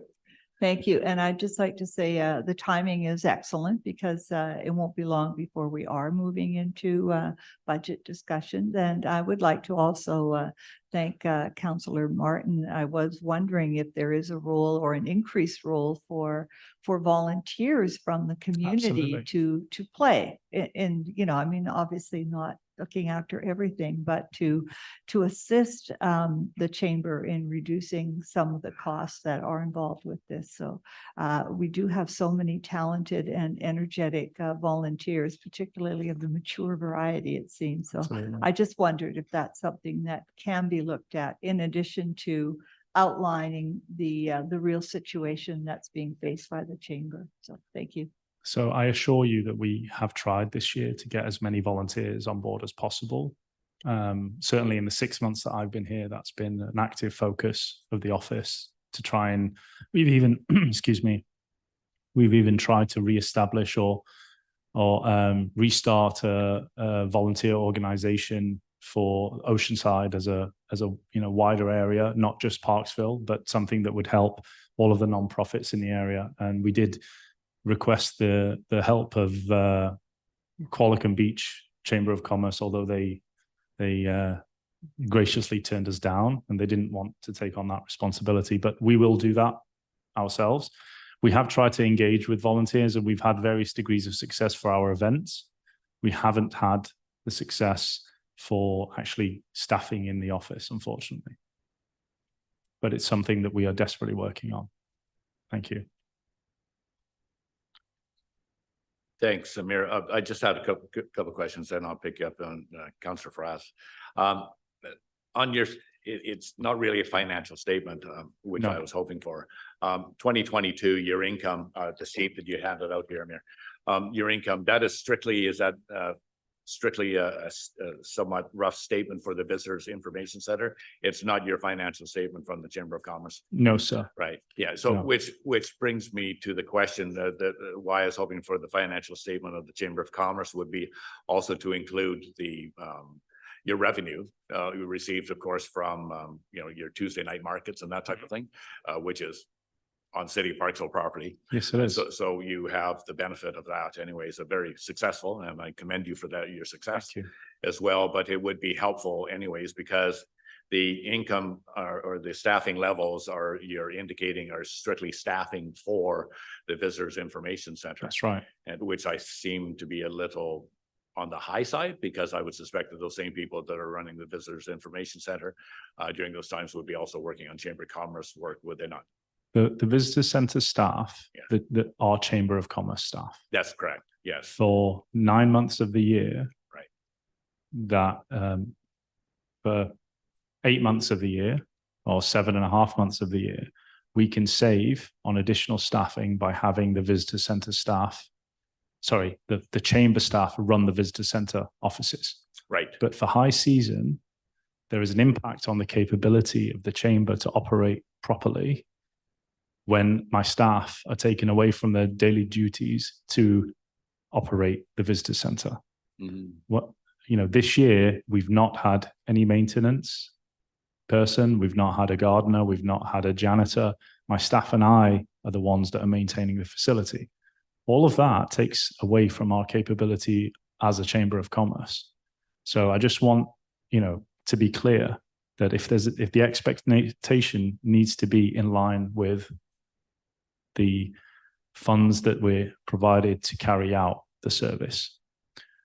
I haven't included the Chamber's revenues in these figures because we'd be here all day if we were, but also, I haven't included the Chamber's liabilities either. We've worked hard just to separate the two out for the purposes of today.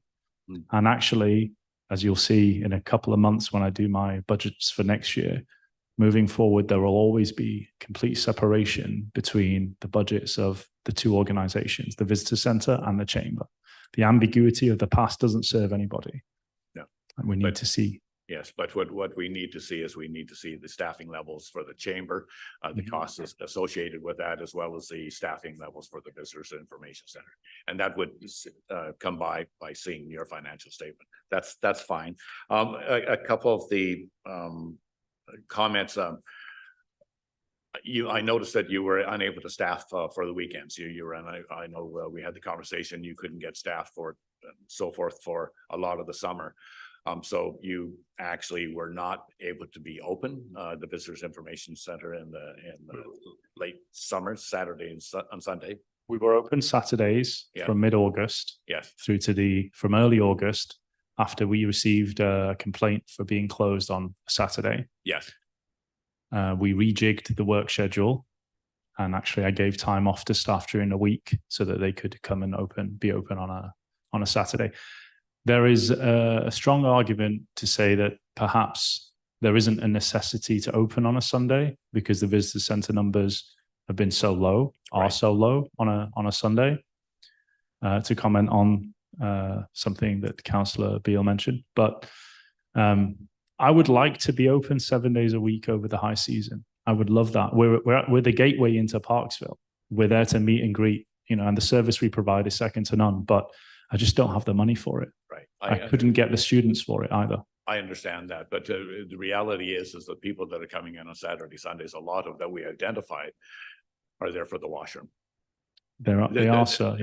But we're in somewhat of a fortunate situation where the washroom is on the outside of the building, so would it not be feasible to at least attempt an open close, no visitor information center in your offices, and so a staff member of some sort would come by and open the washrooms at like at 8 o'clock in the morning and close them at 5 or something like that, because we took a lot of calls from people saying what. Because they got off the ferry in Nanaimo and they're on their way up to Parksville, beautiful Parksville. The first thing they got to do is they need to hit that washroom because they got a car full of kids. And I've been there and I know, and I always look to the Visitor Information Center. If I drive up on a Sunday and it's not open, it's a major inconvenience. If I may. So I'm just thinking, instead of having a full-time person there on the weekend, maybe we could, look at having an open close.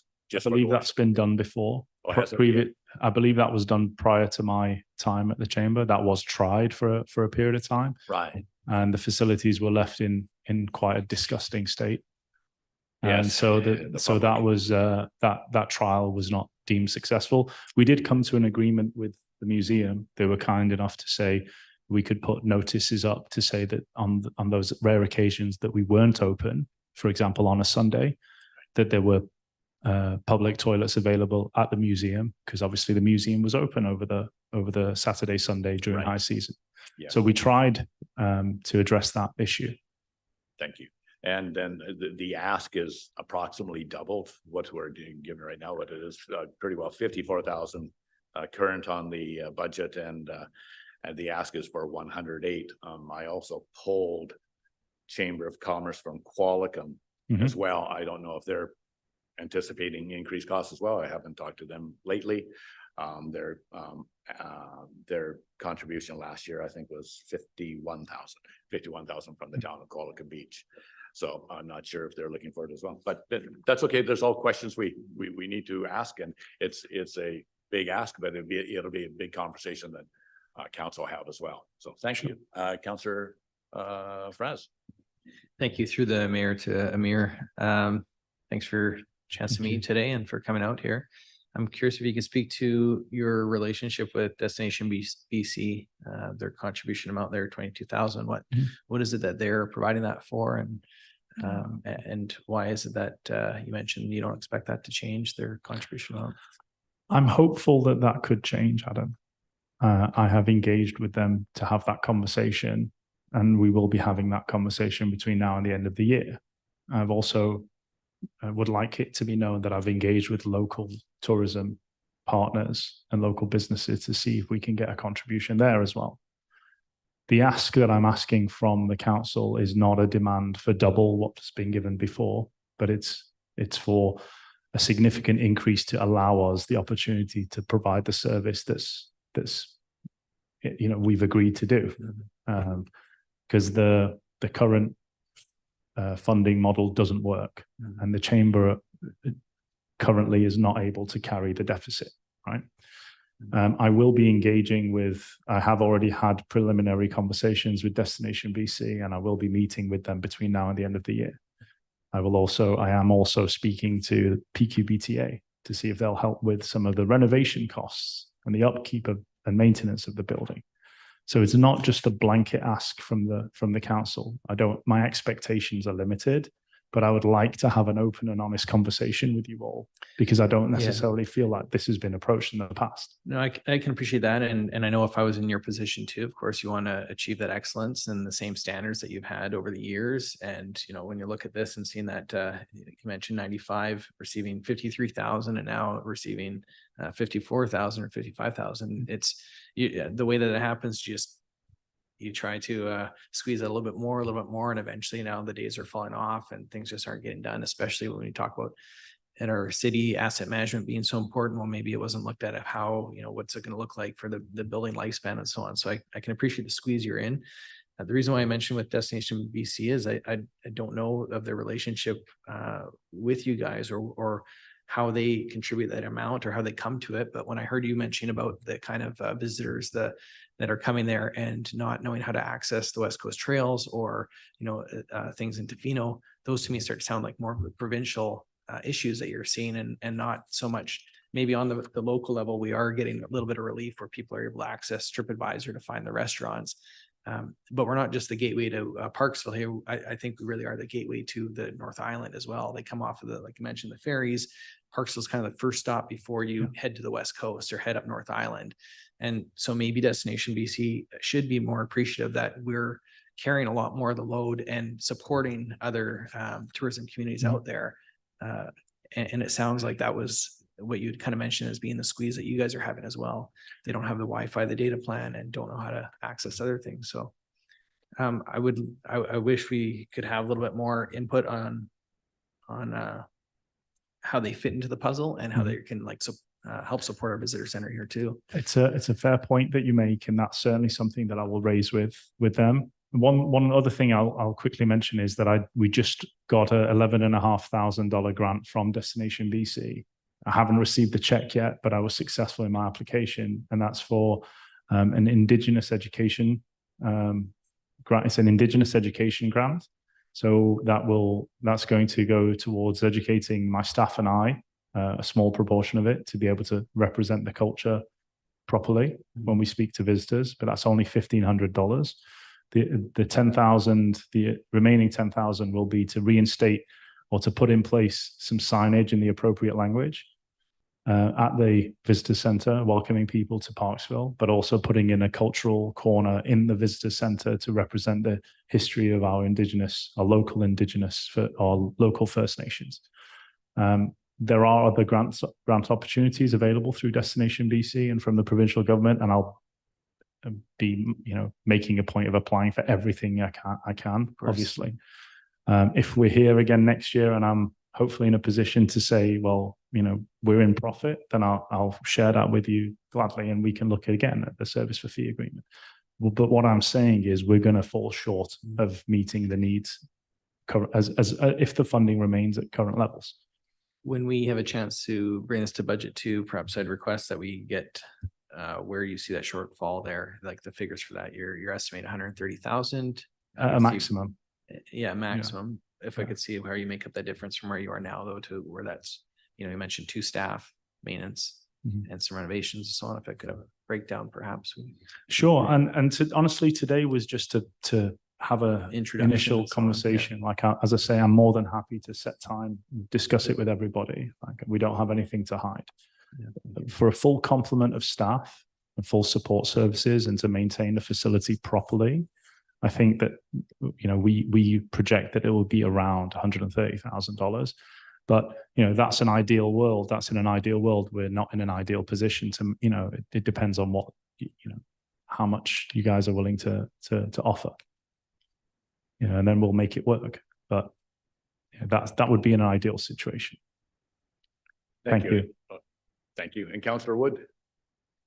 Thank you, Mayor, through yourself. Thank you very much for this information. It's really helpful. It's a lot of it is news to me. Thank you. And I'm not sure how it was run prior to you taking charge. But piggybacking on Councillor Fraz's comments, do we keep stats on how many visitors come in the center, how many visitors just use the facilities outside the center, what they're asking for when they're in the center? And you could get probably pretty granular with some of that information, but some of it might be helpful when you do speak, or if you do speak to Destination BC.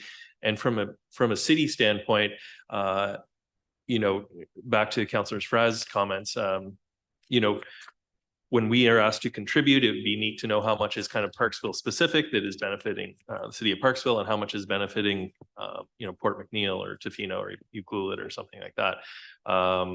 And then, just those sort of stats as to how many people we're serving and how we're serving those people might help the case a little bit from my standpoint. So I thought I'd mention it. Thank you. We do keep figures of visitor center of people through the door. And groups through the door, although they represent one and the same figure, but just measured slightly differently. We can't possibly keep figures on how many people use the facility, like for bathroom breaks and whatnot. But from a perspective of, with my chamber hat on, and as an islander, I see the benefit in promoting the region as a whole. So yes, it's a conversation I'll definitely have with Destination BC. I'm going to leverage that, absolutely. But I don't think that there is any benefit to be had by saying what's Parksville's portion of that. Because in the same way that we help the West Coast and we help Comox and Nanaimo and Campbell River and so on, they help us as well by sending visitors our way. So, we have to look out for each other, especially in the Central Island. I could talk to you about chamber initiatives that I have in mind about forming an central island alliance with ourselves and the chambers immediately surrounding our region. That would take us way over time, but I'm happy to have that conversation sometime, please. Thank you. Councillor Grant. Thank you, Mr. Mayor, and through you to our delegation. Thank you so much for this presentation today, and appreciate all the good work you do in the community. And I very much enjoyed the gala. Thank you so much. You guys are good. I do wonder whether, in terms of the best way to move forward on this, does it make sense for, and this is maybe through to council, for the liaison, Councillor Beal and the mayor to meet with the chamber in order to bring something forward in terms of recommendation to, I don't have anywhere near the background on this that I need when it comes to financial plan discussions. So is there opportunity to bring forward maybe work with the chamber to bring a recommendation to that financial plan, or I'm just suggesting a possible way to move forward? Yeah, thanks, Councillor Grenson. I believe what we'll be doing is we'll be asking a report from staff as to what our agreement looks like and what it has in the past. We need a little bit of history as well to do that. So we'll staff are writing notes like crazy right now. So I think we'll ask for a report from staff, and then we will definitely get together with that information, and the staff will determine what information is needed for that, like the financial statement from the Chamber of Commerce Visitor Center at the same time. So I believe that that will take place as a result of our conversation today. And then when we can look at that, and then it would be a matter of taking that information and putting in consideration for the budget coming up very shortly. Anyway, so I believe moving forward. Thank you. Yes. And Councillor Beal. Oh, you had your hand up. Are you okay? No, but then okay. You have your hand up. You can I say do. too. Please. Yeah, you So may. the one thing I would say is, I don't want the visitor center to be judged by the profit or loss of the chamber. So I know that that's a prerequisite that you've asked for, and I'm more than happy to share all our financial documentation with everybody that's involved in making of this decision. But the chamber should be run as the Chamber of Commerce, and the visitor center should be run as the visitor center. The two should not be mixed, in my opinion, and one should not be held responsible for financing the other. The visitor center offers a service to the community that should be funded in its own right, not necessarily by the Chamber of Commerce. That's just, all I would have to say. Thank you. Right. Thank you. Thanks, Mayor. Thank you so much. Yeah, thanks for your presentation. Yeah, Appreciate your time. Thank you. Council, we have our next delegation. Our next delegation is from the BC Nature Municipal Protected Area Project, MPAP. Presentation by A Banks to inform council about the Municipal Protected Area Project, and to request that staff be given permission to engage with BC Nature MPAP team to review Parksville owned or managed protected natural areas. And are the presentation delegation here today? Oh, they're up behind us. There you are. Good. Thank you. If you can start with introduction, sir, I'd appreciate that. Sure. Good afternoon, Mayor and Council. My name is Andrew Banks, and I'm working on behalf of BC Nature with my colleague, Beckett of BC Nature. And without further ado, I'm going to turn over to Kefra to do a brief presentation on the Municipal Protected Areas Project. And we will allow time, and there will be time at the end for questions. So over to you, Kefra, please. And if I could remind the delegation that you have 10 minutes for your presentation. Thank you. Yes, Wonderful. thank you. Thank you. Can you hear me? Yes. Okay, great. Hello, yeah, thank you for taking the time to listen to our Municipal Protected Areas Project. Before I get going, I'd just like to acknowledge that I myself am conducting this work on the traditional, ancestral, and unceded territories of the Musqueam, Squamish, and Tsleil-Waututh nations. However, BC Nature is spread throughout the province, and we are committed to reconciliation and building relationships throughout all of our communities. If you are not familiar with BC Nature, we are a federation of naturalist clubs across the province, and we have a lovely mission to know nature and keep it worth knowing. Aligning with this mission, BC Nature joined a collaborative initiative at the beginning of this year to advance Canada's recent commitment to protect 30% of land and water by 2030. There are main few focuses of this initiative, but the first of which is simply raising awareness of this goal and the important role that local governments can play in achieving it. We're really excited to celebrate the roles of local governments, as they are often in a unique position by owning and managing a lot of the remaining natural areas in densely or growingly populated areas. Not only that, but much of the population are most familiar with their local natural areas nearby. So we hope that highlighting this work in people's own backyard will facilitate greater awareness, appreciation, and engagement of this project by the public.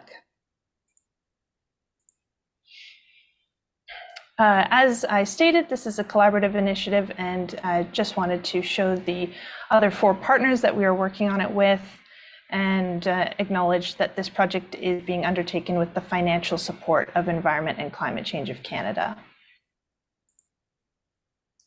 So the 30 by 30 commitment can feel like a pretty ambitious goal to some.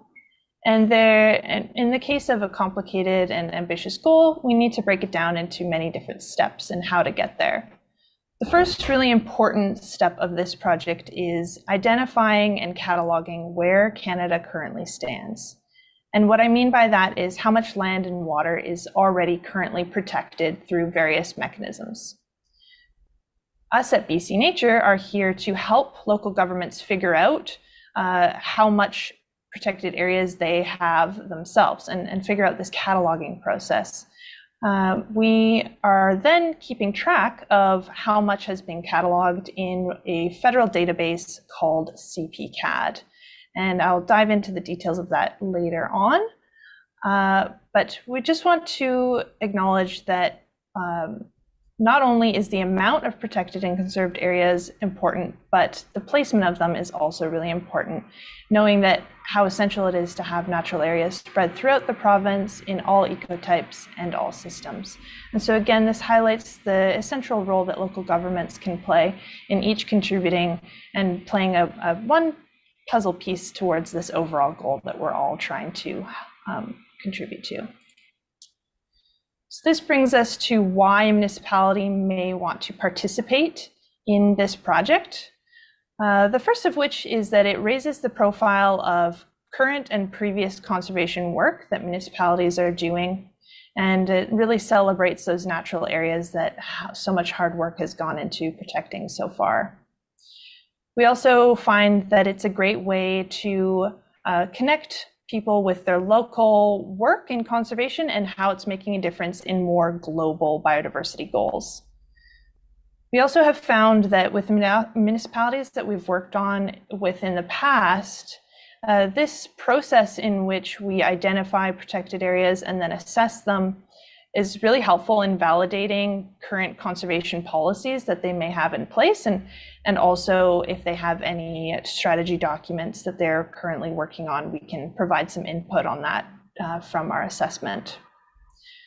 As mentioned, we are a federation of naturalist clubs, so we are also interested in building greater collaboration between our clubs and the staff that are engaged. We know that we have the Aerosmith naturalists here in Parksville, and I'd also like to acknowledge that we have been in contact with the Mount Aerosmith Biosphere Region folks on this project as well. So this brings us to the question of what type of land might actually qualify to being entered into this federal database that I mentioned before. A space needs to meet 4 main criteria to be able to be entered into this database. The first of which is having clearly defined geographical boundaries. The space also needs to be conserving biodiversity, and so that may be shown in different ways, such as biodiversity monitoring of the space. A very important one that we need to highlight is that there needs to be mechanisms in place that are stopping actions that are incompatible with conservation. So this can look differently in different municipalities, but some examples that often work are conservation covenants, parkland dedications, or different zoning bylaws. So depending on what is most useful, we can help you figure out what might be that mechanism. And finally, the place needs to be intended to be protected forever. So I know I've just outlined kind of those 4 clear criteria for a space, and you may be wondering, well, what would we be bringing to the table? Although those criteria are pretty straightforward, the process of demonstrating if an area meets them can be fairly lengthy. And so this is where BC Nature staff comes in, and we would actually be doing that assessment process for you. We would also be helping you identify lands if you're not sure where to start. So overall, the staff time for working on this project with us would be fairly minimal. And we would be, of course, making sure that we're going along with the consent with the municipality at each step, but mostly leading all of that work ourselves. Again, engaging with our local clubs to not only get information from them, but also promote excitement about this work. And again, if we are doing an assessment of your current policies, this usually allows us to give some information back at the end of the project and how you are in alignment with these federal goals and criteria, and any feedback you may want to take in for future strategy plans. With that, I will end with our request that the City of Parksville engage with BC Nature in the assessment of municipal-owned protected areas for the federal database CPCAD and register eligible areas. Thank you. Thank you very much for. Okay. Great. Thank you for your presentation and staying on time. I appreciate that. We'll have questions from council. If your screen hasn't changed over, I'm seeing you very minimally. If I can see you in larger size, then I can chair the meeting easier. Thank you. There you are. Great. You can hear me fine now? Thank you. Okay. Councillor Fraz, question? Thank you. Through the mayor to delegation, thank you for your presentation here. It's pretty informative.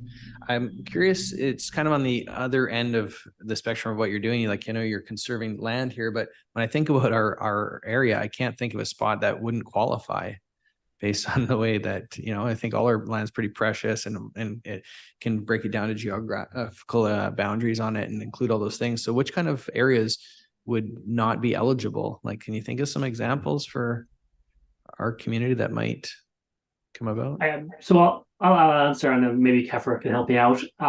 So I don't know Parksville very well, but for example, a park that is highly has a lot of amenities such as sports fields or other stuff like that would not count because it doesn't really bring a lot to the conservation table.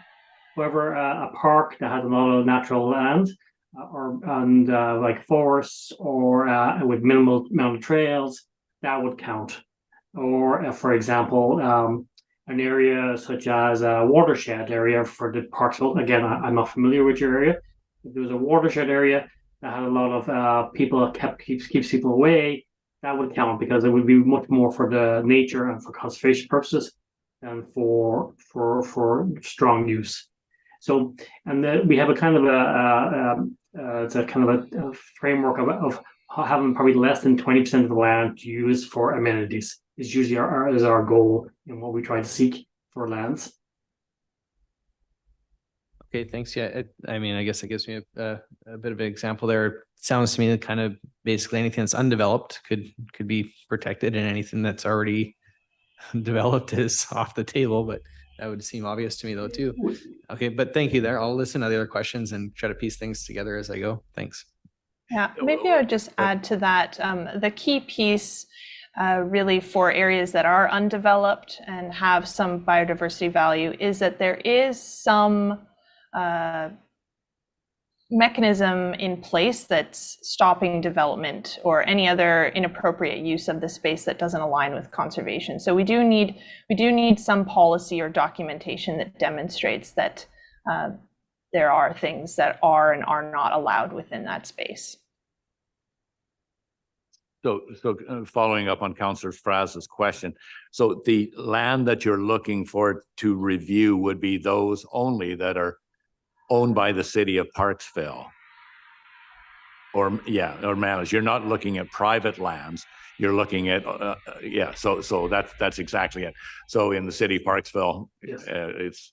It's not like we're like the municipality of North Cowichan, which is absolutely massive, that have a lot of natural areas. But so like in Parksville, you're not familiar with the area. We have a very considerable project in our wetlands area, who is known as the Wetlands Park, that has been worked with the Aerosmith Naturalists and with the Aerosmith Biosphere committees as well. So I just want to clarify that we're looking at, I'm trying to identify in my mind what pieces of land you could help actually review. So that we'll carry on. Yeah. Thank you. Councillor Gore. Thank you, Mayor, for that clarification. And thank you for the BC Nature folks for presenting this. I'm quite excited to hear all the information that you shared. I do want to mention it to you that this council has been very forward-thinking in terms of conservation. We recently passed the 30 by 30 resolution at the municipality level, and we were able to get this resolution at the AVICC and as well as at the UBCM. So I would be really excited to see us take leadership in this project. I do have a couple of things I want to mention that the mayor kind of touched on, that even the previous councils, they have actively worked on conserving the wetlands in the city of Parksville. We are part of the Mount Aerosmith Biosphere region, so we are, like Councillor Flass alluded to, like we are part of a sensitive ecosystem altogether. And coastal Douglas fir, again, the most threatened ecosystem in BC. We fall under that. My question to you is, you might have heard of a large sum of money that was just announced, of $1 billion in collaboration between the BC government and the feds. So I'm really hoping to see some of that money flow towards municipalities in helping conserve and acquire those lands, and especially for city of Parksville, like our watershed areas, which are essential for our water use as well. So if you can help me guide how some of those policy recommendations would work at municipal level from you folks, seeing that there's some money coming towards conservation. So to the mayor, that's beyond the mandate of our project to look at those funds. However, what we do is we look at what you have, we look at how much land potentially could be put on this federal database, and that could be a stepping stone for the municipality such as yours to look at additional lands, and that additional lands is where you'd hopefully seek the funding from the provincial federal government in that new conservation fund. So what I'm trying to say to you is that we would look at what you have exactly right now and what would count for this federal database. And through that process, you may identify that, oh, there's a land adjacent to a plot of land that's suitable now that we would like to seek to buy or like to conserve. And that gives you the opportunity to go seek funds at that point. But again, that's not our mandate. That's the next step for you guys. You satisfied? Follow up, go ahead. Yeah, thank you for that explanation. I have one point I also want to mention. Parksville is part of the regional district of Nanaimo, and RDN as a board, they have prioritized, like one of their strategy is to acquire conservation lands. So I'm hoping you would also be presenting to the regional district of Nanaimo, so we can all work together as a region in achieving the 30 by 30. Because as you know, nature does not know boundaries, and so it will be better for us to work together with the regional district. And I wonder if you have any plans, but I can help you connect with the board members. And we have Councillor Wood actually here and the mayor who sit on this board. We would be pleased to do a presentation like this to the regional district of Nanaimo. Again, we have two goals right now. One is to make awareness of the 30 by 30 commitment. Obviously, Parksville is way ahead. You already made that statement already, or that policy statement already about 30 by 30. And secondly is, well, okay, you've made the statement or you've done that. Well, what lands do we have that would count for this 30 by 30? And that's where we kick in as BC Nature level. So we would be happy to do the same presentation for the regional district, probably knowing that they have their parks or their park systems or their lands, or probably more conservation based versus a municipality like Parksville, which has more of an urban setting. So we realize that, yeah. So we'd be pleased if you want to forward on us contacts for the regional district for us to reach out to them. Yeah, and just a point of clarification, although this is called the Municipal Protected Areas Project, that's a term that's being used broadly for all levels of local government. So that does include regional districts as well. Thank you. Councillor Beal. Thank you, Mr. Mayor, and through to our delegation, thank you very much for the presentation. And I was particularly pleased to hear that you have also made contact with some of our local organizations, such as the Aerosmith Naturalists and also with MABRI. And as the mayor pointed out, I was immediately thinking about our wetlands area, which is an area that we have acquired a number of years ago, and which is slated for conservation. And so, you know, that's certainly a piece of property that is defined and so on and so forth. So it's really interesting to hear about the project and how that might fit into how we might contribute to an overall database and go from there. So thank you again. Councillor Grants. Thank you, Mr. Mayor, and through to our delegation. I guess I should face this way. Thank you very much for your presentation today, and I appreciate a number of comments from the council around collaboration, which is definitely something that we very much value at this table. And to that end, I would love it if you could speak a little bit to your definition of conservation in the context of your commitment to Indigenous reconciliation, specifically because there is a bit of a perceived conflicts with traditional conservation practices and reconciliation and Indigenous sovereignty. So maybe you can speak a little bit to that and what you're doing to collaborate with Indigenous nations and in what capacity nations are involved, and how you can make sure that conservation efforts incorporate a human relationship with the land that is not only respectful, but also based on ongoing reciprocity with the land. So, to the mayor, we are looking to work with local governments, and through that process, if there's a local First Nation that would be, we would like to inform them of this work we're doing and of us registering the local government lands on the federal database. Through that process, we are also working at a kind of provincial level with the provincial government to keep First Nations informed about this project and of the 30 by 30 commitment. So we're going to be relying on our provincial contacts to help us with that aspect of it. Well, we are fully aware of the need to engage with First Nations. Again, our project is not is more to do with assessing what the municipality already owns or the local government already owns, and seeing if it qualifies for the federal database. It is not really to get into conservation actions per se, except engaging with our clubs. So maybe if Keffer, have I missed anything there, Keffer, in my answer?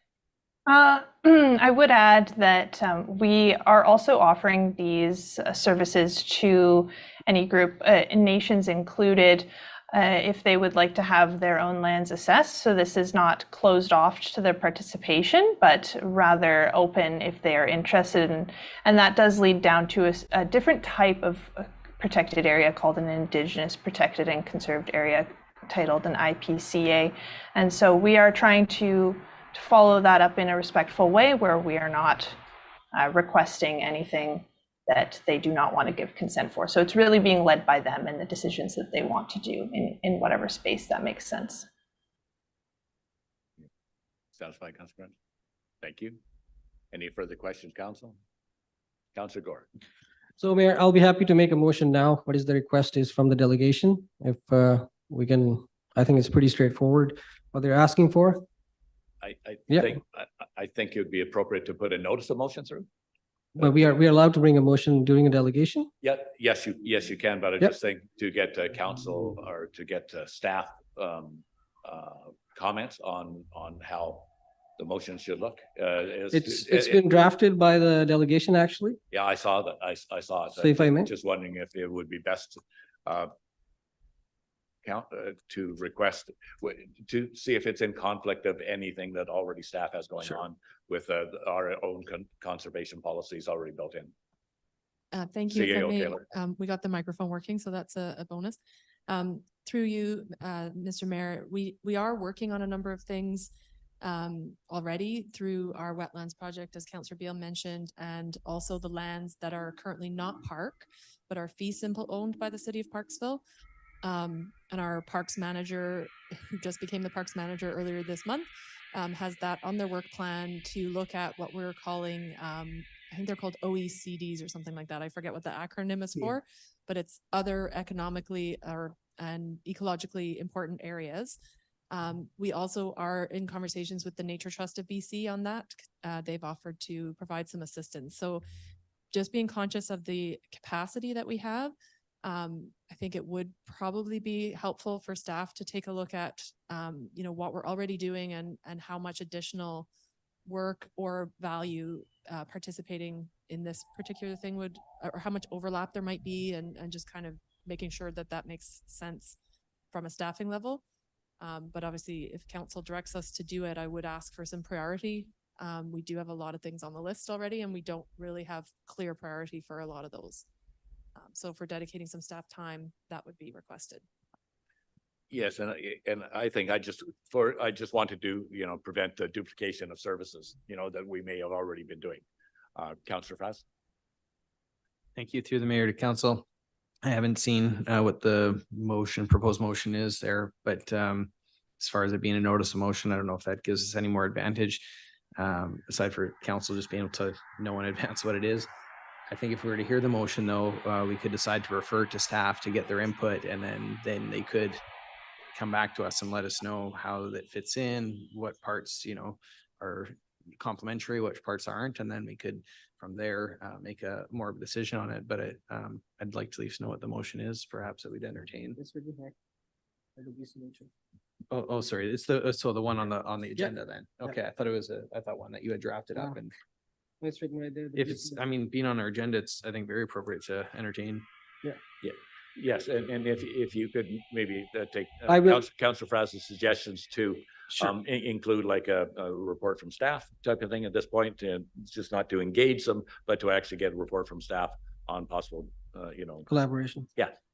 Thank you, Mayor. Yes. So I will phrase this as council direct staff to engage with BC Nature MPAP team to review Parksville owned or managed protected natural areas as per staff time, or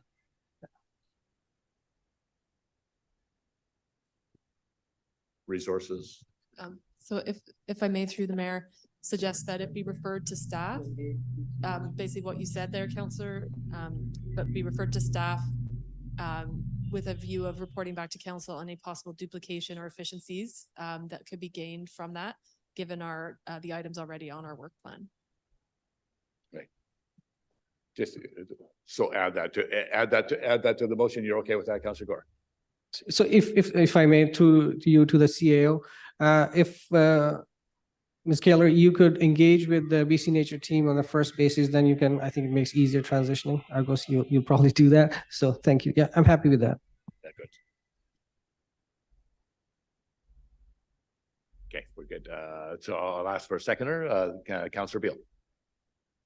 Any further discussion, Councillor Gore? Councillor Beale. I would just like to add that I appreciated the sentence in here that says there is no cost to the local government for this work. Yeah, that's always a good sign.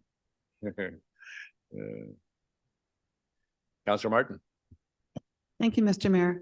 I didn't want to make any comments because I am going to be giving my liaison report to do with Mabry, but it all ties in very nicely to what's happening, and I'm very excited about this. So thank you very much. We'll look forward to it. Thank you. Councillor Grant. Could we get staff to repeat the motion on the floor, please? Thank you. If you would, CAO Kaler. If I may, through the mayor, I'll do my best. I made some notes while I was talking, but it's hard to do both at the same time. But essentially, the motion that was presented by the delegation with the change or addition that staff report back and identify any duplication or efficiencies from engaging with MPAP, and based on the items that are already currently on our work plan. So we do have a number of environmental engagement things. We do already work with Mabry, for example, and with Nature Trust. So the lengthy example part isn't in the motion, but. Follow up, Councillor? Yeah, follow up to staff, please, through you, if I may. Does this then kind of leave it in the hands of staff to determine priority relative to other items on the work plan? If I may, I think what we would envision is that we would come back to council.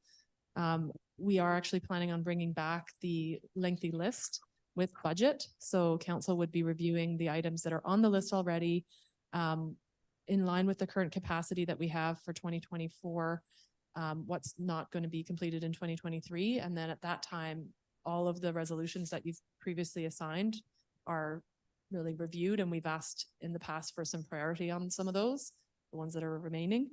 I think that's something that maybe we need more refinement on that current list, but the easiest and most efficient way would be for us to look into what we're doing already, what this program offers in addition, or whether it's duplicating any of that, and then we would put something on that list of resolutions for you to give us priority. You good with that? Thank you. Any further questions or discussion? All those in favor? That passed unanimous. Thank you. And thank you very much for your presentation. Thank you. Thank you. Hopefully you could you hear our resolution that we passed, or it was, okay, that's great. Yeah. Thank you, and we're very pleased, and we'll wait for staff to contact us. And to reassure everyone, there's a very little time commitment from staff on this, but that's a conversation we will have with staff. Thank you for your presentation. Thank you. Hey, so are they done? Okay, there we go. Okay, so the first report on the agenda is the Mayor O'Brien's council appointments. To renew the council appointments to committees, boards, and liaison positions. So I have a mover and seconder for the recommendation. Can we discuss this, vote these separately, please? You would like to pull them out separately? Yes, please. Yeah, sure. Could I move the seconder for the first recommendation that the report from Mayor O'Brien dated October 23rd, 2023, entitled 2024 council appointments be received? A mover and seconder for that. Moved by Councillor Wood, seconded by Councillor Beal. All those in favor? Oh, sorry. We're gonna have discussion. Any comments? Sorry. Yeah. Sorry. Yes, thank you, Mayor. If I may, I would like to move an amendment to this to include council endorsed council appointments and liaison positions from November 7, 2023 to November 4, 2024.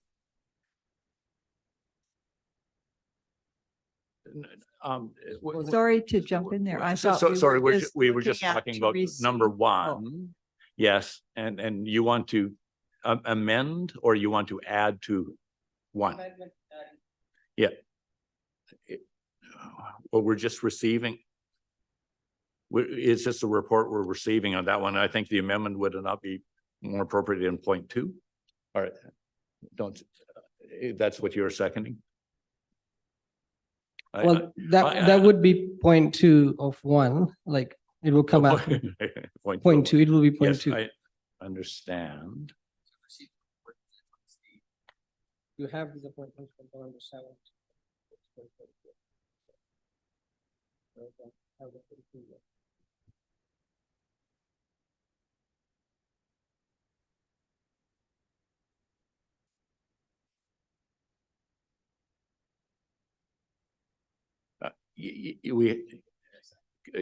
Yeah, CAO Kaler, just clarification, the best way to do it. Yeah. Point 2, just put on 2. Yeah.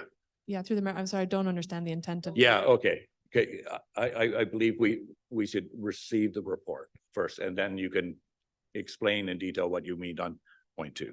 Okay, so any further report on our comments on receiving the report? No further comments. All those in favor? That carries unanimous. Thank you. And do I have a mover and seconder for the recommendation that council endorses the amended council appointments attached to Schedule A to this report? Mover and seconder, moved by Councillor Grenz, seconded by Councillor Martin. Discussion. Councillor Gore. I'll go. So sorry, I thought the mover or seconder would want to go. I would like to amend this point to say council endorse council appointments and liaison positions from November 7, 2023 to November 4, 2024.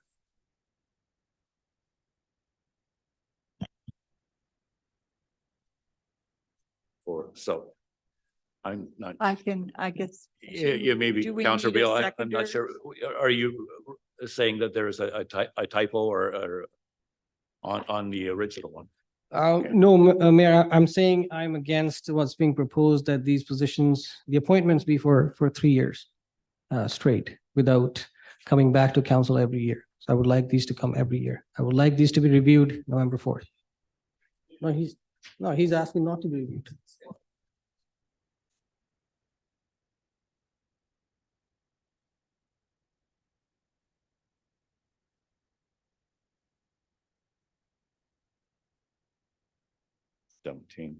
My understanding.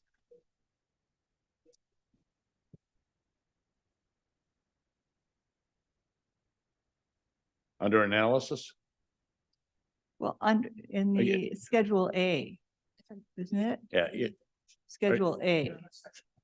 I'm sorry to Well, interrupt, if I Okay. may, Mr. Mayor, we don't have if there's a formal amendment, I didn't catch, do we have a mover and a seconder for the amendment? I may have missed it. Yeah, I'm not, I didn't get written down your amendment itself. Okay. Okay, Just, if I may, just before we need a seconder here, Councillor Fraz before, so Councillor Gore, if you could say, okay, it's on the analysis schedule A, you want to like change in the report as to the dates. Please just read again the Yes. dates. I couldn't write down the stuff. So the appointments to be from November 7, 2023 to November 4, 2024. I see what you're saying now. So since the liaison positions have this date, but the appointments do not to the board. Yes. Okay, so you're saying that the appointments, yeah, thank you. Okay. So I make sure that you're saying that you want the appointments to be changed so they too can be reviewed instead of going through the rest of the term. Right. Okay, that's. Sorry. Yeah, go ahead, make a comment. Yeah. Councillor Fraz. At first, I didn't understand what the intent of it was, but I do Mayor. see this because I think it slipped by me. Under here, it's the acting mayor appointments. It says for 2024, and off the start, it lists some dates. And traditionally, these are always reviewed and voted on the first meeting of November. And so I didn't catch that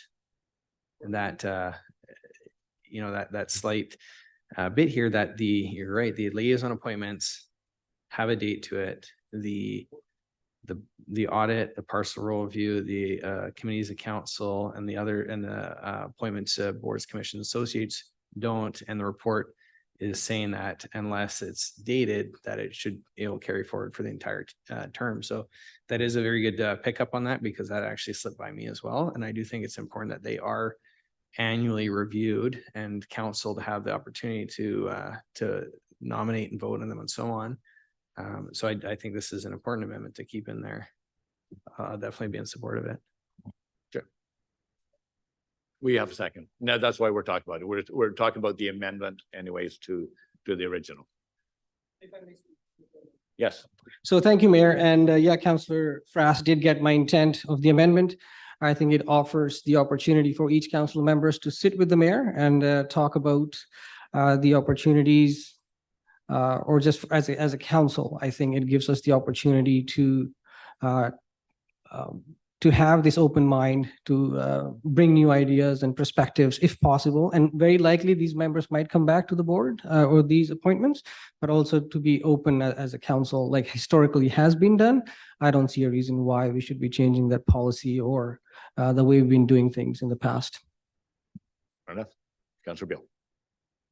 Thank you, Mr. Mayor. And yes, when I noticed that, I just thought, I agree that the dates, I would like to see the dates stay there as well. And for me, having a date there offers sort of a bookmark that then is sort of time to reflect and think and hopefully have an opportunity to speak with the mayor, for instance, about how things are going.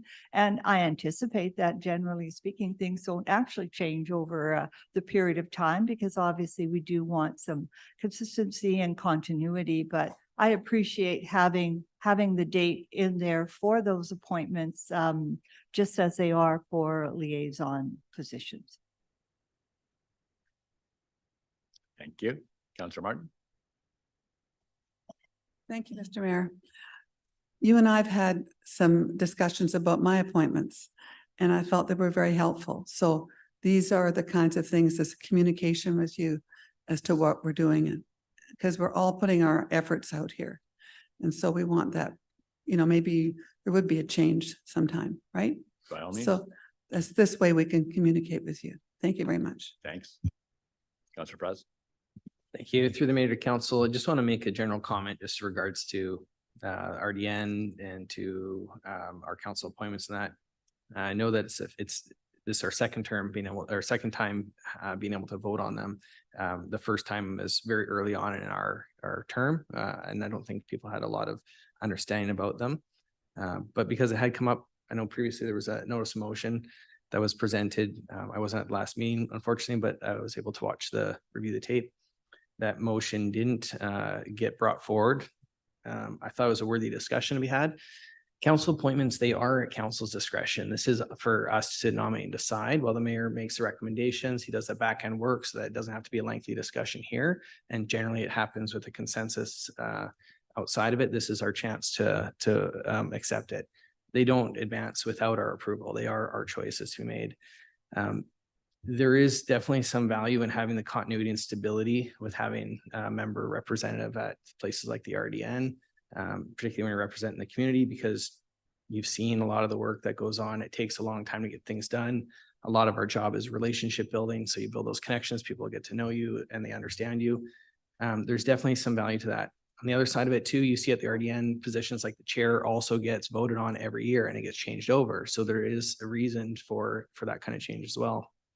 I think something that's not common, but it also shouldn't be taken for granted as being the norm is things like even the mayor's position is not a guaranteed seat at the regional district.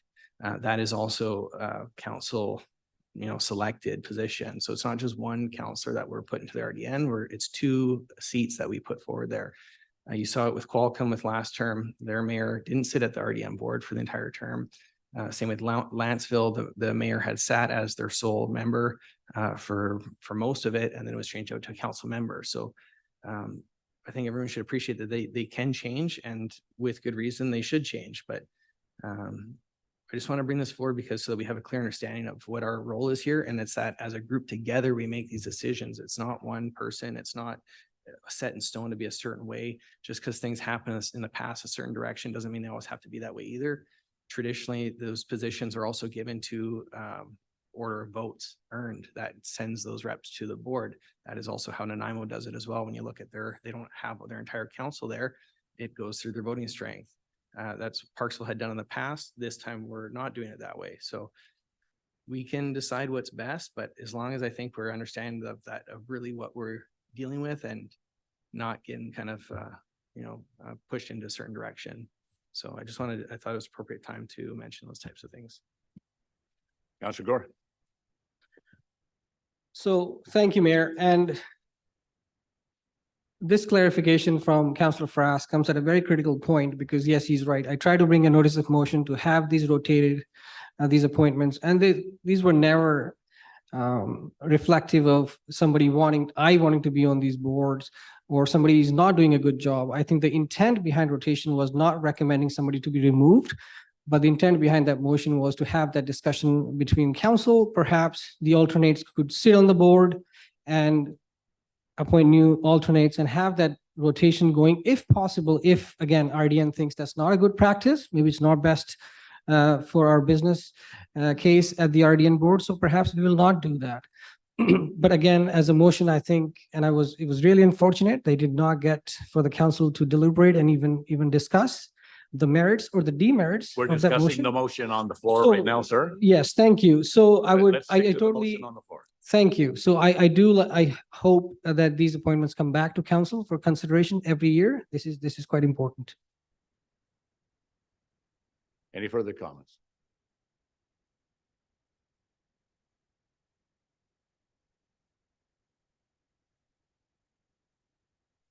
Are you staring at me? I don't know. Do you have? No, I wasn't sure that you're satisfied. Yeah, I know. I Okay, said what I thank need you. to say. Thank you. Councillor Wood. Mayor, since this is your change, did you want to speak to the change at all? Thank you, Councillor Wood. The change was regarding the continuity of the position that Councillor Fraz did allude to. The continuity of those positions anyways, the importance of it. And I don't want to have it changed for political reasons only and not for actually what is right for the best of Parksville. These appointments were made by the mayor after careful consideration and much deliberation and conversations with the individual council members. And it's not an easy decision to make, but I had to make those decisions based on all the information I had. All that information, which is personal information from other council members, which I will not share. But at this particular point, the mayor makes the appointment because he has all the information. And so the reasoning is whether they put the position in place for 1 year or 4 years and so forth. I find it somewhat hypocritical that Councillor Fraz has decided to bring up what's happened in the past. And yet in the past term, Councillor Fraz maintained his. Excuse me, sorry. But your position. No, I think we also passed a code of conduct No, recently there too. And now you're calling me a hypocrite? Sorry? You're calling me a hypocrite? No. So anyways, so I'm just saying that you were suggesting that in the past that it was done in such and such a way, which was not true. But it's going to. I understand what Councillor Gore is putting through, and I'm going to go ahead with it now. I'm going to call the question. Thank you. Let's call the question. All those in favor? Opposed? Thank you. That carries. Question is amended. Sorry, Kiva. So, sorry, that was the question on the amendment, and now we need to look at the main question as amended. Yeah. So are we looking now at the question as amended? Do I have a mover and seconder for that? Oh, yeah. Okay, you're already done. Okay. All those in favor? Opposed? No, sorry. Yeah, you're right. We're still, okay, this is the second one. Okay. Okay, all those in favor? Right. Unanimous. Okay.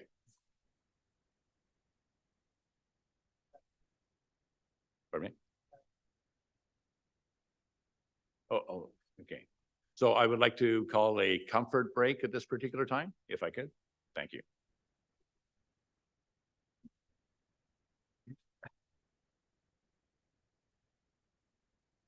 Okay. That's what I get for not charging before. Thank heavens for those quick release. I know. Yeah.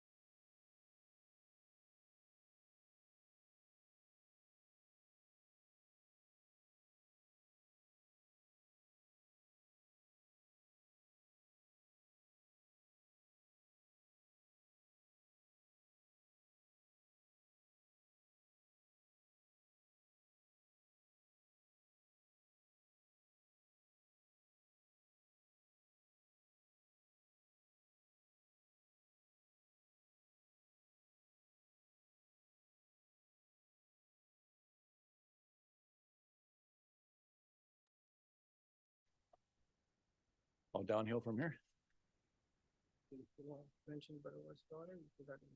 I put it down into new business. Yes, yeah, it's coming up. Yes, thank you.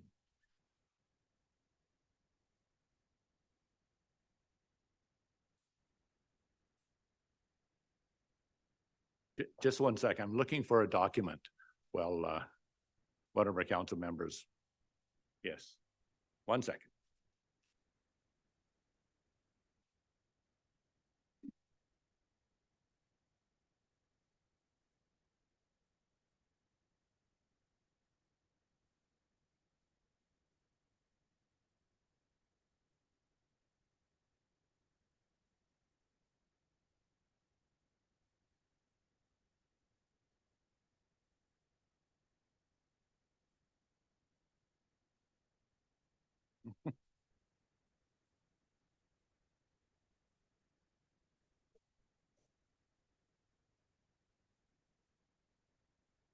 There, I found my document.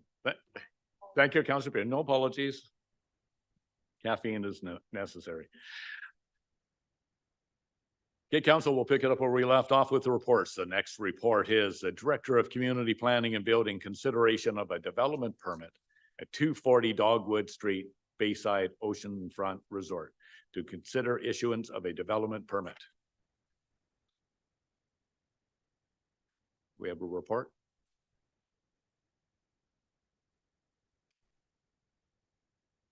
No presentation? Is it? Oh, okay. Sorry, I was waiting for a presentation from our plan. Okay, that's fine.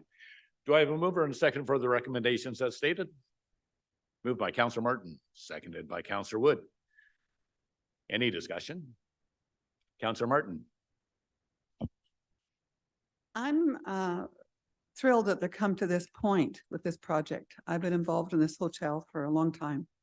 And the owners had a plan to do improvements, and they've been taking their time to do this, to work at doing a proper job, fiscally responsible. It's not easy, especially through the pandemic, to even do things, you know. And so I'm in favor of, if we have to vote on this, I think it's very good, and I appreciate what the owner's doing here. Thank you. Thank you, Councillor Martin. Any other further discussion? All those in favor? That carries unanimous. Thank you. The next report is Director of Corporate Services for the Accessibility Plan to seek Council's approval of the 2023 Accessibility Plan. Do I have a mover and a seconder for the recommendations? Moved by Councillor Gore, seconded by Councillor Beal. Is there any discussion? All those in favor? Thank you. Carries unanimous.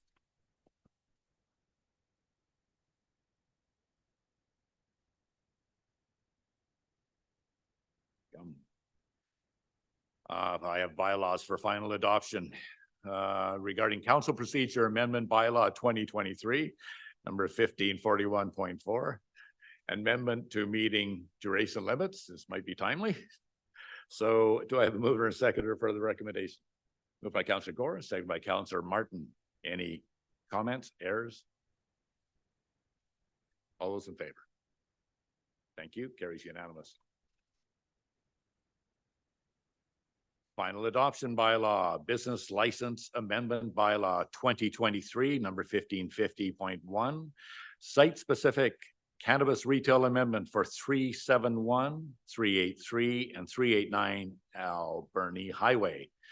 Before I ask for a mover and seconder, I'd like to ask if there's anyone in the gallery who wishes to provide comment to council on the proposed business license amendment bylaw 2023, number 1550.1.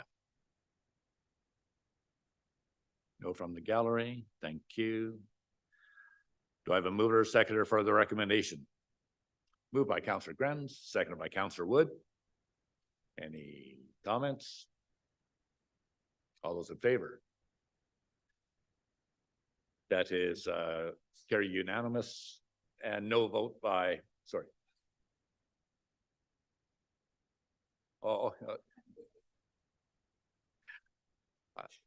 Yeah, it's just sometimes I know you don't put up your hand. So all those opposed by Councillor Fraz. Thank you.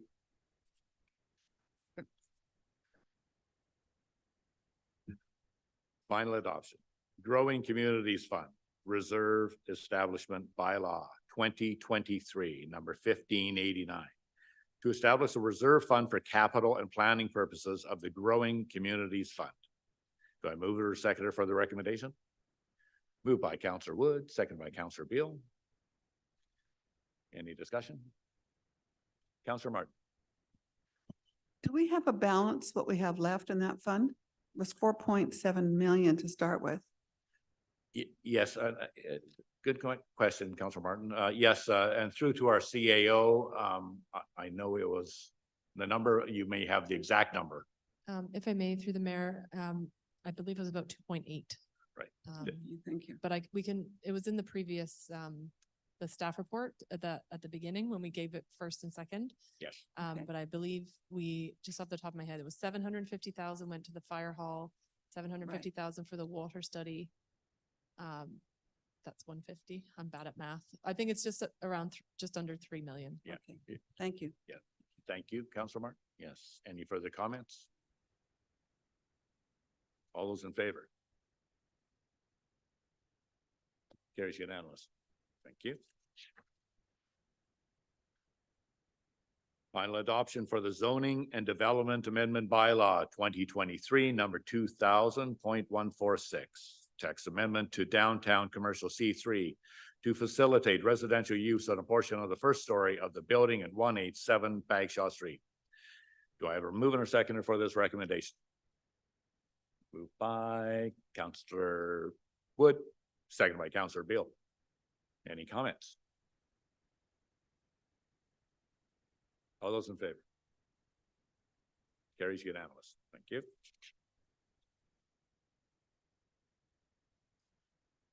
Two notices of motion on the agenda here. This is a motion that I'll move. This is from Mayor O'Brien for the endorsement of attendance at Aero Food Institute 2023 Summit. This motion has been placed on the agenda in lieu of notice, so council may vote on it at the November 6th meeting. I'm moving this motion as such. And thank you. I'll read the motion out for those people that are zooming in. That the council endorse a request from Councillor Joel Grants to attend the Aero Food Institute 2023 Summit on November 14th, 2023 in his capacity as City Council member, provided there is no cost to the City of Parksville. Seconded by Councillor Gore.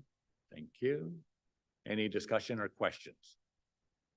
Yes, Councillor Fraz.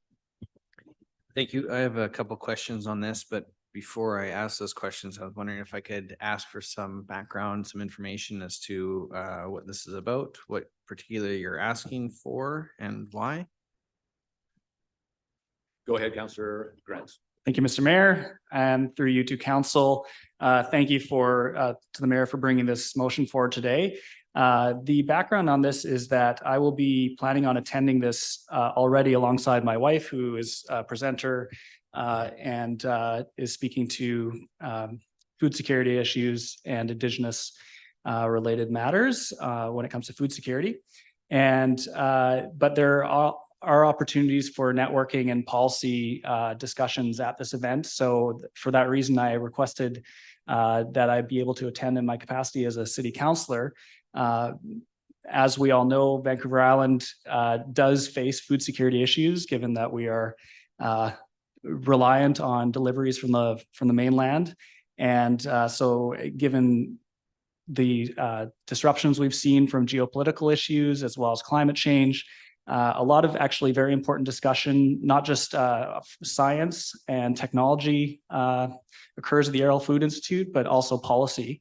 And so I think it's an opportunity to learn and bring that learning back here in my role at the city, and also to network with other policymakers across Canada, and be able to do that in my capacity as city councillor would be, I think, a benefit to the city with no cost to the city. Go ahead, Councillor Fraz. Thank you. I'm just not sure I understand what you mean by your capacity as a counselor if you're there. If I understand correctly, you said your wife's presenting at this this summit. This is in Guelph in Ontario, is it? What is it? So what can you do as capacity as a counselor? Why do you need our blessing to be able to go there to speak to people if you're already planning to attend? Go ahead. Thank you. Feels like an interview here. Through the mayor. So basically I'm going to be attending either way, but I had to register. I have to register as something. And so I can go just as anyone in the public, of course, but if I'm there in my capacity as a city councillor, then I'm going to be able to speak at that event more in relation to the fact that I have a policymaking role in my local community, which I think will provide added benefit. Again, with no sort of downside really to the city. So that's the idea behind that. It is a requirement that you register in, associated with something. And so I asked about, I inquired with our mayor whether I could go in my capacity as a councillor on that registration. If I may then last comment then. Yes, go ahead, Councillor President. That does make a lot of sense then to me and clarifies that. My thought around that though too is if we find that something's worthy enough to endorse and support a counselor, that I personally do think that the registration should be covered then. I know it's a no cost, like I wouldn't expect the flights, hotels, maybe the per diems and that not to be covered, but if you are registering as a counselor, I think we should be then covering the cost of that. So I may put that forward as an additional motion after this, or strike it or amend it or something, but maybe allow some discussion and maybe we could just have that cost of what that registration cost was. And it just comes from the idea that if it's something good enough for us to support, then we should also get behind it. Comment from Councillor Beal. Thank you, Mr. Mayor, and thank you, Councillor Frass, for bringing that up. And I'm certainly reminded of a time when I was previously on council when I was able to attend. I was very involved with active transportation at that time, and there was a conference coming up. Now, my understanding was that there was, in fact, there were funds for professional development, let's say, and so that was able to cover the cost of my registration. And as it turns out, our planner also attended that same conference. Now, it wasn't too far away. So I agree with you wholeheartedly. If one is going to go and we're endorsing something, then we should be able to, at the very least, cover those registration costs. So so perhaps there's some other comments here, but if not, then I hope that you would like to go ahead and make that amendment, and I'm happy to second it if you do.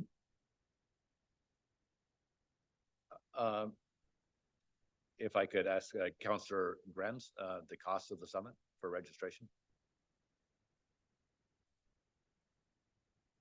I'm actually not sure. I think it's around $400 to attend the event. Thank you. Councillor Gore. Thank you, Mayor. I do want to thank Councillor Granz for taking this initiative, and I'm always supportive of council members or whoever wants to go the extra mile to learn and to come back with a wealth of information that how our community can benefit. And I definitely am late in seconding, but I would have been happy to second Councillor Frass's motion of covering the registration fee for this summit. I do want to at the same time mention that we are responsible elected officials. I know, but it's not going to be like a precedent where people want to go like, hey, would the council be covering my registration fee? So I have a lot of faith in our council members, and I think it's money well spent. But just in the back of my mind, want to keep that thought that we don't want to attend things and hope that the council will be paying for those registrations. Thank you. Yes, thank you for that, Councillor Gore. And Councillor Grenz followed all the correct procedures right from the very start, identifying potential benefits of his attending here and what that would cost. Question to the CAO: could this be funded from since it's roughly 400? Can I suggest we allow $500 from council contingency without worrying about adding to a budget item? If I may, through you to you, it does appear that the fee is $400 from the website. Okay. So council's prerogative on whether you wanted to say up to. I don't know if there's a service fee or something. Sometimes there would be, but normally this would be, I believe, when Councillor Beal went, we usually do fund this from council contingency when it's an unexpected or a new opportunity that comes up. And you could either choose to do that from council contingency or just from general revenue. It doesn't make a huge difference. I think council is over on its contingency. Yes. But we're probably under on the budgeted amounts for attending events because they were local this year. So you didn't have flights or ferries or things to get to certain things. So it's a small amount, I would suggest. And so we can absorb it in one of those two budgets if council wants to approve it. Okay, if we could then amend that to say to the appropriate budget, either contingency or in general. Yeah, so if I may, just a couple of options. You as the mover with Councillor Gore as the seconder can just approve that amendment and we don't need to have a separate vote then. Okay, thank you. If Okay, everyone's that's, okay. I'm okay with that. You're okay, Councillor Gore? Yeah, to both affirmative on that? Great, thank you. We called the vote? Oh, sorry. Oh, okay. I didn't see your hand up, Councillor Martin. Yes, sir. Yes, yes, like Councillor Wood. Yes. Oh, I know, he's almost so. a new image. Anyway, what I was getting at was, thank you, Mr. Mayor, and taking the time, Councillor Grens. You know that I've had this motion that's coming through. We're waiting patiently, and I appreciate the support for sustainable food on Vancouver Island. And somehow I will get a proper motion through at ABICC. But we had 2 good meetings at UBCM with most of the council. And I'm waiting, and then that's will really help because what you're doing there, you might have some ideas that will help for that motion. So it's a start. So thank you very much. Glad you're taking the time, and it's nice to go with your wife. Thank you. Is there any further comments or questions? We're expecting a full report if this goes through. A full report. Yes, yes. Full, yes. Full presentation, charts, data. We want it all. Thank you. All those in favor? Carries unanimous. Thank you. And thank you for bringing that to our attention, Councillor Grants. There are 2 notices of motion on the agenda. Another one from Mayor O'Brien. Request for a resort exemption from Short-Term Rental Accommodation Act. This motion has been placed on the agenda in lieu of notice, so council may vote on it at today's meeting. I will move the following for this particular motion. I will read the motion out as such, and then I'll look for a seconder.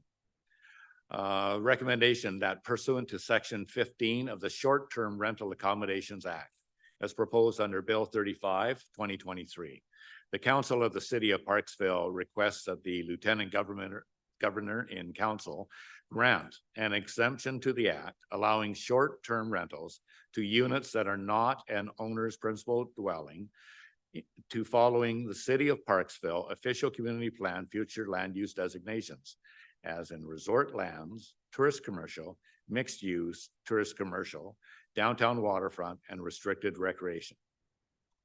I have a seconder for that. That is seconded by Councillor Beal. If I may, I was going to speak to it just to give background on it.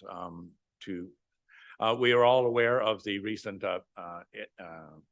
short-term rental accommodation act that was released in the last 2 weeks from our provincial government. Since that time, we have received numerous calls and inquiries from the people listed in the areas that I just listed as to whether they would be affected by having their tourist accommodation converted over to long-term rentals. And we were, in this case, requesting an exemption from that because that is totally not the intent of these people, why they have purchased their units and so forth. They are in a rental pools and so forth. But the concern, which has not been addressed to our satisfaction by the provincial government as to the details of it, whether they would be lumped in with all the rest of the, like say the single family dwellings that are used for short-term rentals. We were asking for an exemption from that clause to ensure that they will not be automatically given over to long-term rental instead of short-term rental, which they currently are. So that is the reason for this. We're just asking for consideration from the government to exempt. So, Councillor Franz. Go ahead. Thank you. I think, yeah. Oh, sorry, yeah. Okay, if you're all right, then, only comment I was gonna say is if we should perhaps refer this to the PQB TA, the Parksville Qualicum Beach Tourism Association, for some input or feedback before. The reason why too is I hate to see us put something forward solely on our own and not actually have had any community input into it aside from just a few emails or so on asking for this request. I I can comment that many of the members that have contacted us are members of the PQ. Yeah. I'm just suggesting Beach Tourism Association. And because this is in their wheelhouse, right? This is the tourism accommodation is their domain. yeah, but this is our house. You know, this is us to try and get this exemption, because if the PQ Tourism Association or Parksville Qualicum, I believe that we have far more credibility at the provincial government level to make this action happen. The thing that I'm considering though is not just places like a resort communities, but the Airbnb side of it, and where they have a hard time dealing with Airbnb undercutting the tourism and perhaps not paying into the MRDT scheme that they have. It might work contrary to it, where I think the province then steps in to limit, try to have some effect on the Airbnb part of things. And I know it also then might affect our other kind of rentals. But that's where I'd like to get their feedback, as if maybe they might be able to find like the proper carve out for our community and the way that they want to address it. And so that we don't go in with like a blanket request that maybe hinders some of the work that they're doing. Right. The idea, as how it's worded, was not really to go after the bed and breakfast. This is not requesting exemption from the bed and breakfast. They are already covered by like usually. Are you speaking of bed and breakfast establishments, or the term Airbnb, the management system that runs it like VRBO? Okay, yeah. So yeah, there's various forms of rental. Is there? These ones are working under VRBO, Airbnb, but also rental pool.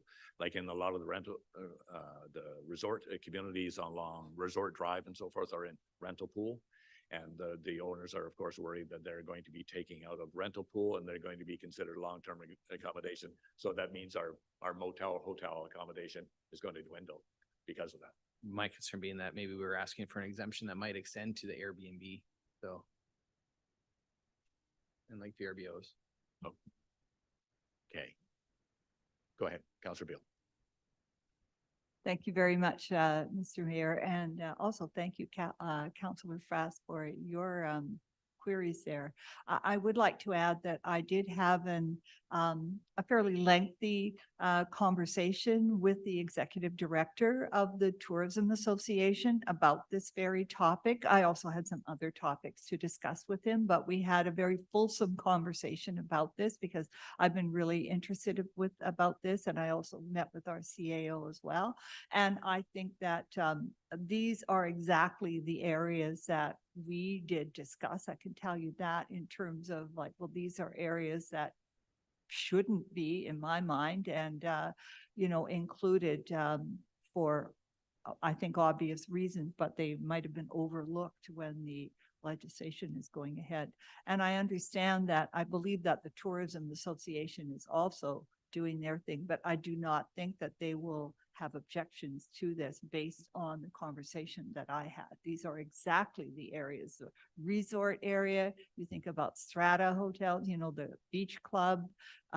Those are the areas where they were meant to be available as short-term rentals because they are timeshares or whatever they are. So it doesn't go against the intent of the legislation that's coming forth in terms of freeing up those, single-family homes and the like that are just not available for people in long-term, but recognizes that we have some unique properties here that were designed from the get-go to be available for tourist accommodation. So anyway, I just wanted to assure you and that I personally had a long conversation with the executive director, and I think they would be happy with this.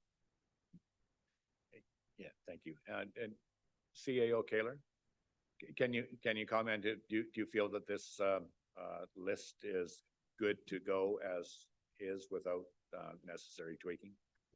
Yeah, thank you. If I may, through you, I did speak with a couple of counselors and yourself on this.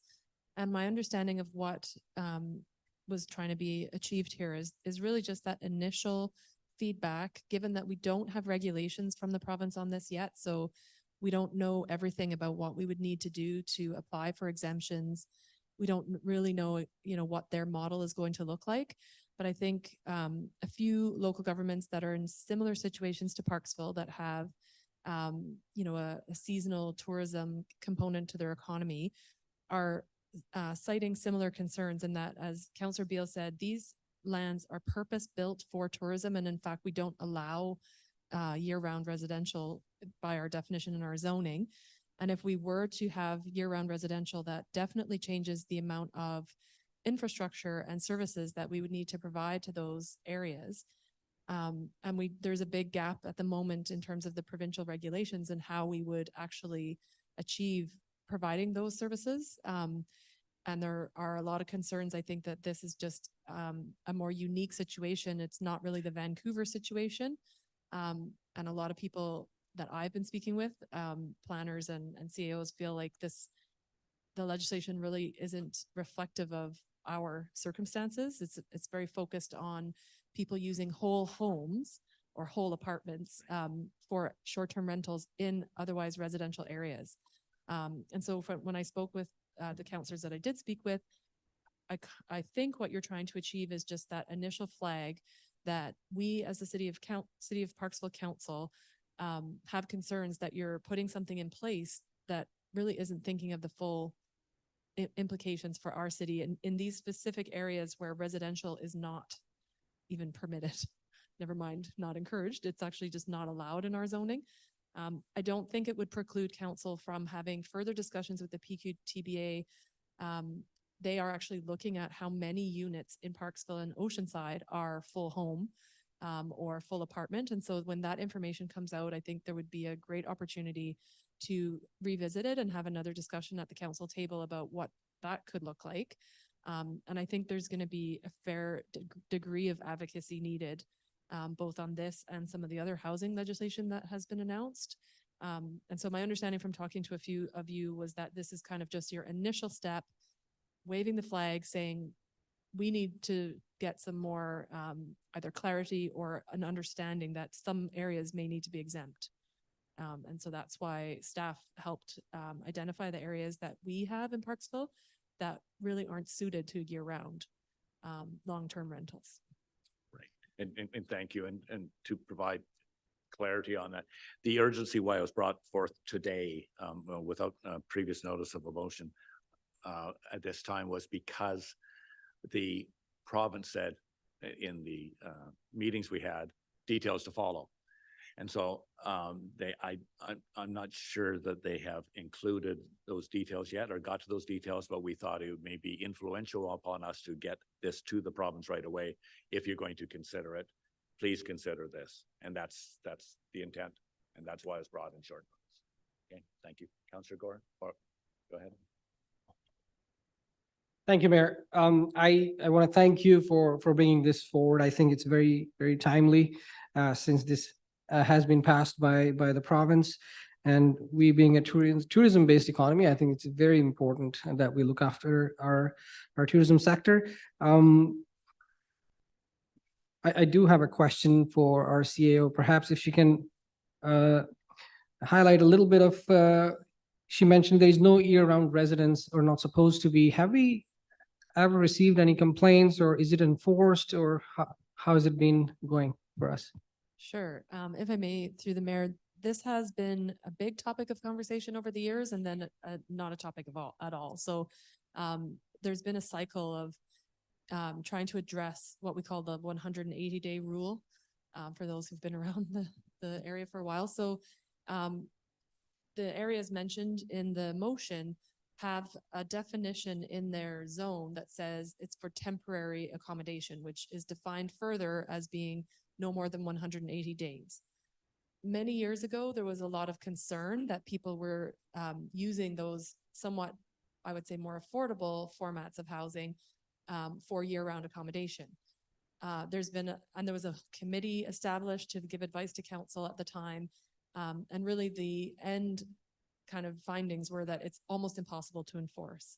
So 3 councils ago, the council kind of left the legislation there to say, our intent is that this is not full-time year-round housing, recognizing that it might be that for some people, but it does in those circumstances usually provide kind of a humanitarian option for some folks.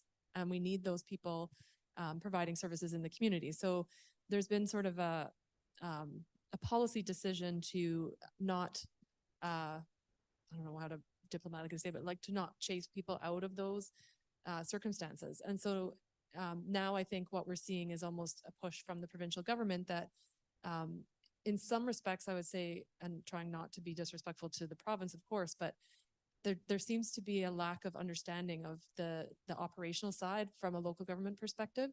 And I think from what I've heard and read that they're focused very much on very large cities, but not really understanding the situation in the smaller cities where we are dependent on usually one economy, being tourism or industry like forestry or something like that. So I think from my perspective, we are actually hoping at CAO levels and master directors of planning levels that more councils will be speaking up before they come out with regulations that are very cumbersome to change after the fact.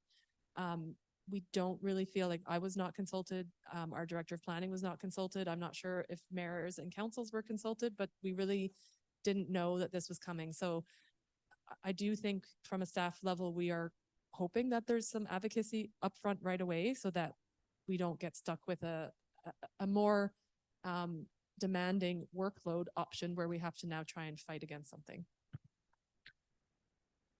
Thank you, Mayor, if I may. Thank you. Yeah, thank you, Mayor. Yeah, thank you, CAO, for that background. I think it helps me understand much better.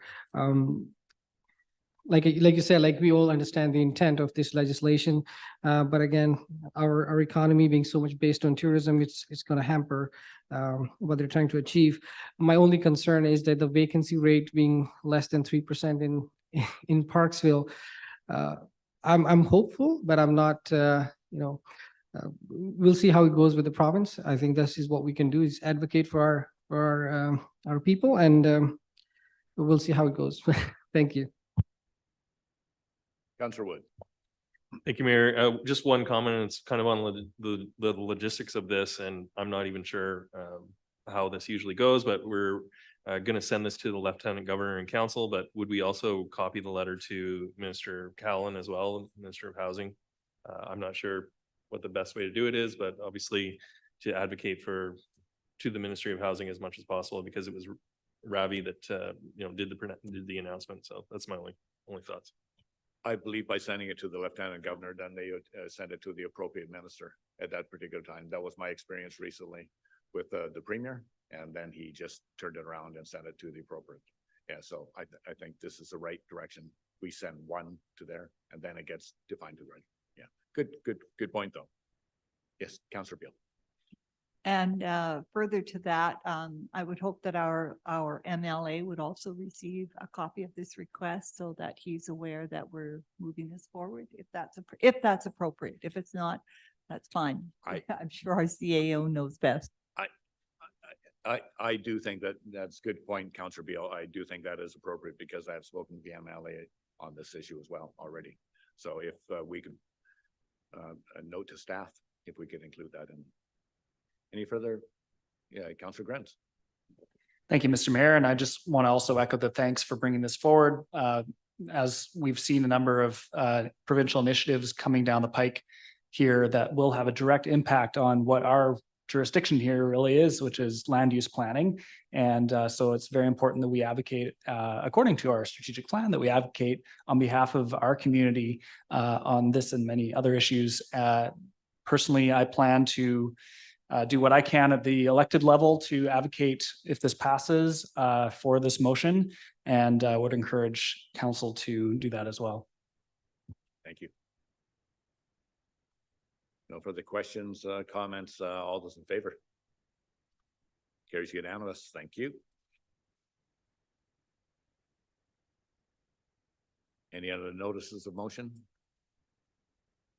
At this time, I would like to just under new business and so forth, I would like to point out a bit of good news announcement to advise that Alicia Butterworth, which is a former graduate of Bolinas High School here in Parksville, was successful in winning a silver medal at the Pan Am Games held last week. And she's, I believe, what she was a no, I mean her sport was her event was hurdles. Yeah. Oh, long distance running, yeah. And hurdles. Yes, okay. Anyways, she won a silver medal, which is worthy of acknowledgement. So well done, Alicia Butterworth from Parksville. So thank you for that. Then we're going to move on to liaison reports. If I could ask for Councillor Gore, would you provide your liaison reports, please? Thank you, Mayor. I want to thank the members of the Parksville Accessibility Advisory Committee for working hard for their volunteer work. We have one of them now present in attendance here, and for staff, for the admin and support. As you've probably seen in the agenda, we have the draft plan, accessibility draft plan. We worked tirelessly on doing the surveys around town and just getting feedback from the public. So this is some very useful information. I highly recommend our members, council members, taking time to look at some of the recommendations. And this committee will continue to provide recommendations related to accessibility issues in our city. Beach access being a big one. Hopefully there's some motion on that front. I want to point out a statistic that about 27% of our population in Parksville experiences disability. So there's a huge number of people who would benefit from the work that this committee is going to put forth before this council. There are some action items which I again recommend members taking time to go over. And I look forward to constructive dialogue and future discussions on accessibility issues. Thank you. Thank you, Councillor Gore. I'd like to move on to Councillor Martin, please, your liaison reports. Thank you, Mr. Mayor. I thought the Mount Arrowsmith Biosphere region needs to be mentioned, and it coincidentally came up with BC Nature's presentation, which was excellent. Just wanted to go over just a couple of small things quickly. And we know it's called MABRA and is one of 19 UNESCO designations in Canada. So it's very significant and we need to work at making sure that we can keep it. 19 in Canada only, and we have one right here in our backyard. The region is from Nanu's Bay to Qualicum Bay, and it goes up the mountain a bit. Tomorrow, there will be a press release tomorrow announcing MABRA will be taking over the Brant Wildlife Festival from Nature's Trust. This will give MABRA more of a profile in our region. I think this is what's needed. That we have had Nature's Trust here and we know that that's happening, but it's tomorrow that the actual press release is coming out. So I thought that was interesting to share. My next one is the Oceanside Task Force on Homelessness. The province announced the count for Parksville Qualicum of 103, which is a snapshot in a 24-hour period. It was done in April of the homelessness in our region. And it's an Oceanside, it's not just Parksville, it's Oceanside. In this group, there is 25 people that were 55-year-old and plus, which is shocking in my mind. 25. 75 adults, 25 to 54, and 3 youth. And I think the number are estimates to be higher. And I would say specifically with the youth, because there's certainly a lot more than 3 youth under 25 here. We know, we've seen them, we've talked to them. So especially in the youth category. There is still no winter shelter in our area, which puts many of our citizens at risk. The detailed report for all regions in BC is on the Homelessness Services Association of the BC website. And there's a 2-page report that came out. You know, it talks about 5 years. Most of the people were from 5 years or longer here in the region because people say, oh, do they come from another place? Well, we've got some ideas here with numbers. So this is actually what's been going on in our region. Just thought I would mention that. And then the Parksville Downtown Business Association, once per year, the mayor, council, and PDBA meet. The mayor chaired, which was excellent, last Thursday evening, the event with a historical review, which was presented by our CAO. The city has invested in the last 13 years, to actually 10 years, with many joint projects with a cost of $15 million, which is significant. We do support the PDBA. The one thing that keeps coming at us for us to recognize is parking is still a concern. Therefore, it has been suggested the city could do more enforcement. So we've done this in the past. It's been ad hoc, off and on. So there will be some more enforcement, it appears. And what will happen is the PDA is going to send a notice up because we'll get a lot of pushback from that if their customers get tickets. So we've got to be, you know, we'll do it, but be careful. So that's all my reports. No more, we've got not much more time. So thank you very much. Thank you, Councillor Martin. Yeah. Any other liaison reports that were not on the agenda? Thank you. We'll go into special business now. Do I have a mover or seconder for the recommendation that person to section 90, the Community Charter Council proceed to a closed meeting to consider items relating to labor, the security of the property of the municipality, the acquisition, disposition, or expropriation of land, or improvements and litigation. Do I have a mover or seconder for that? Moved by Councillor Gore, seconded by Councillor Wood. All in favor?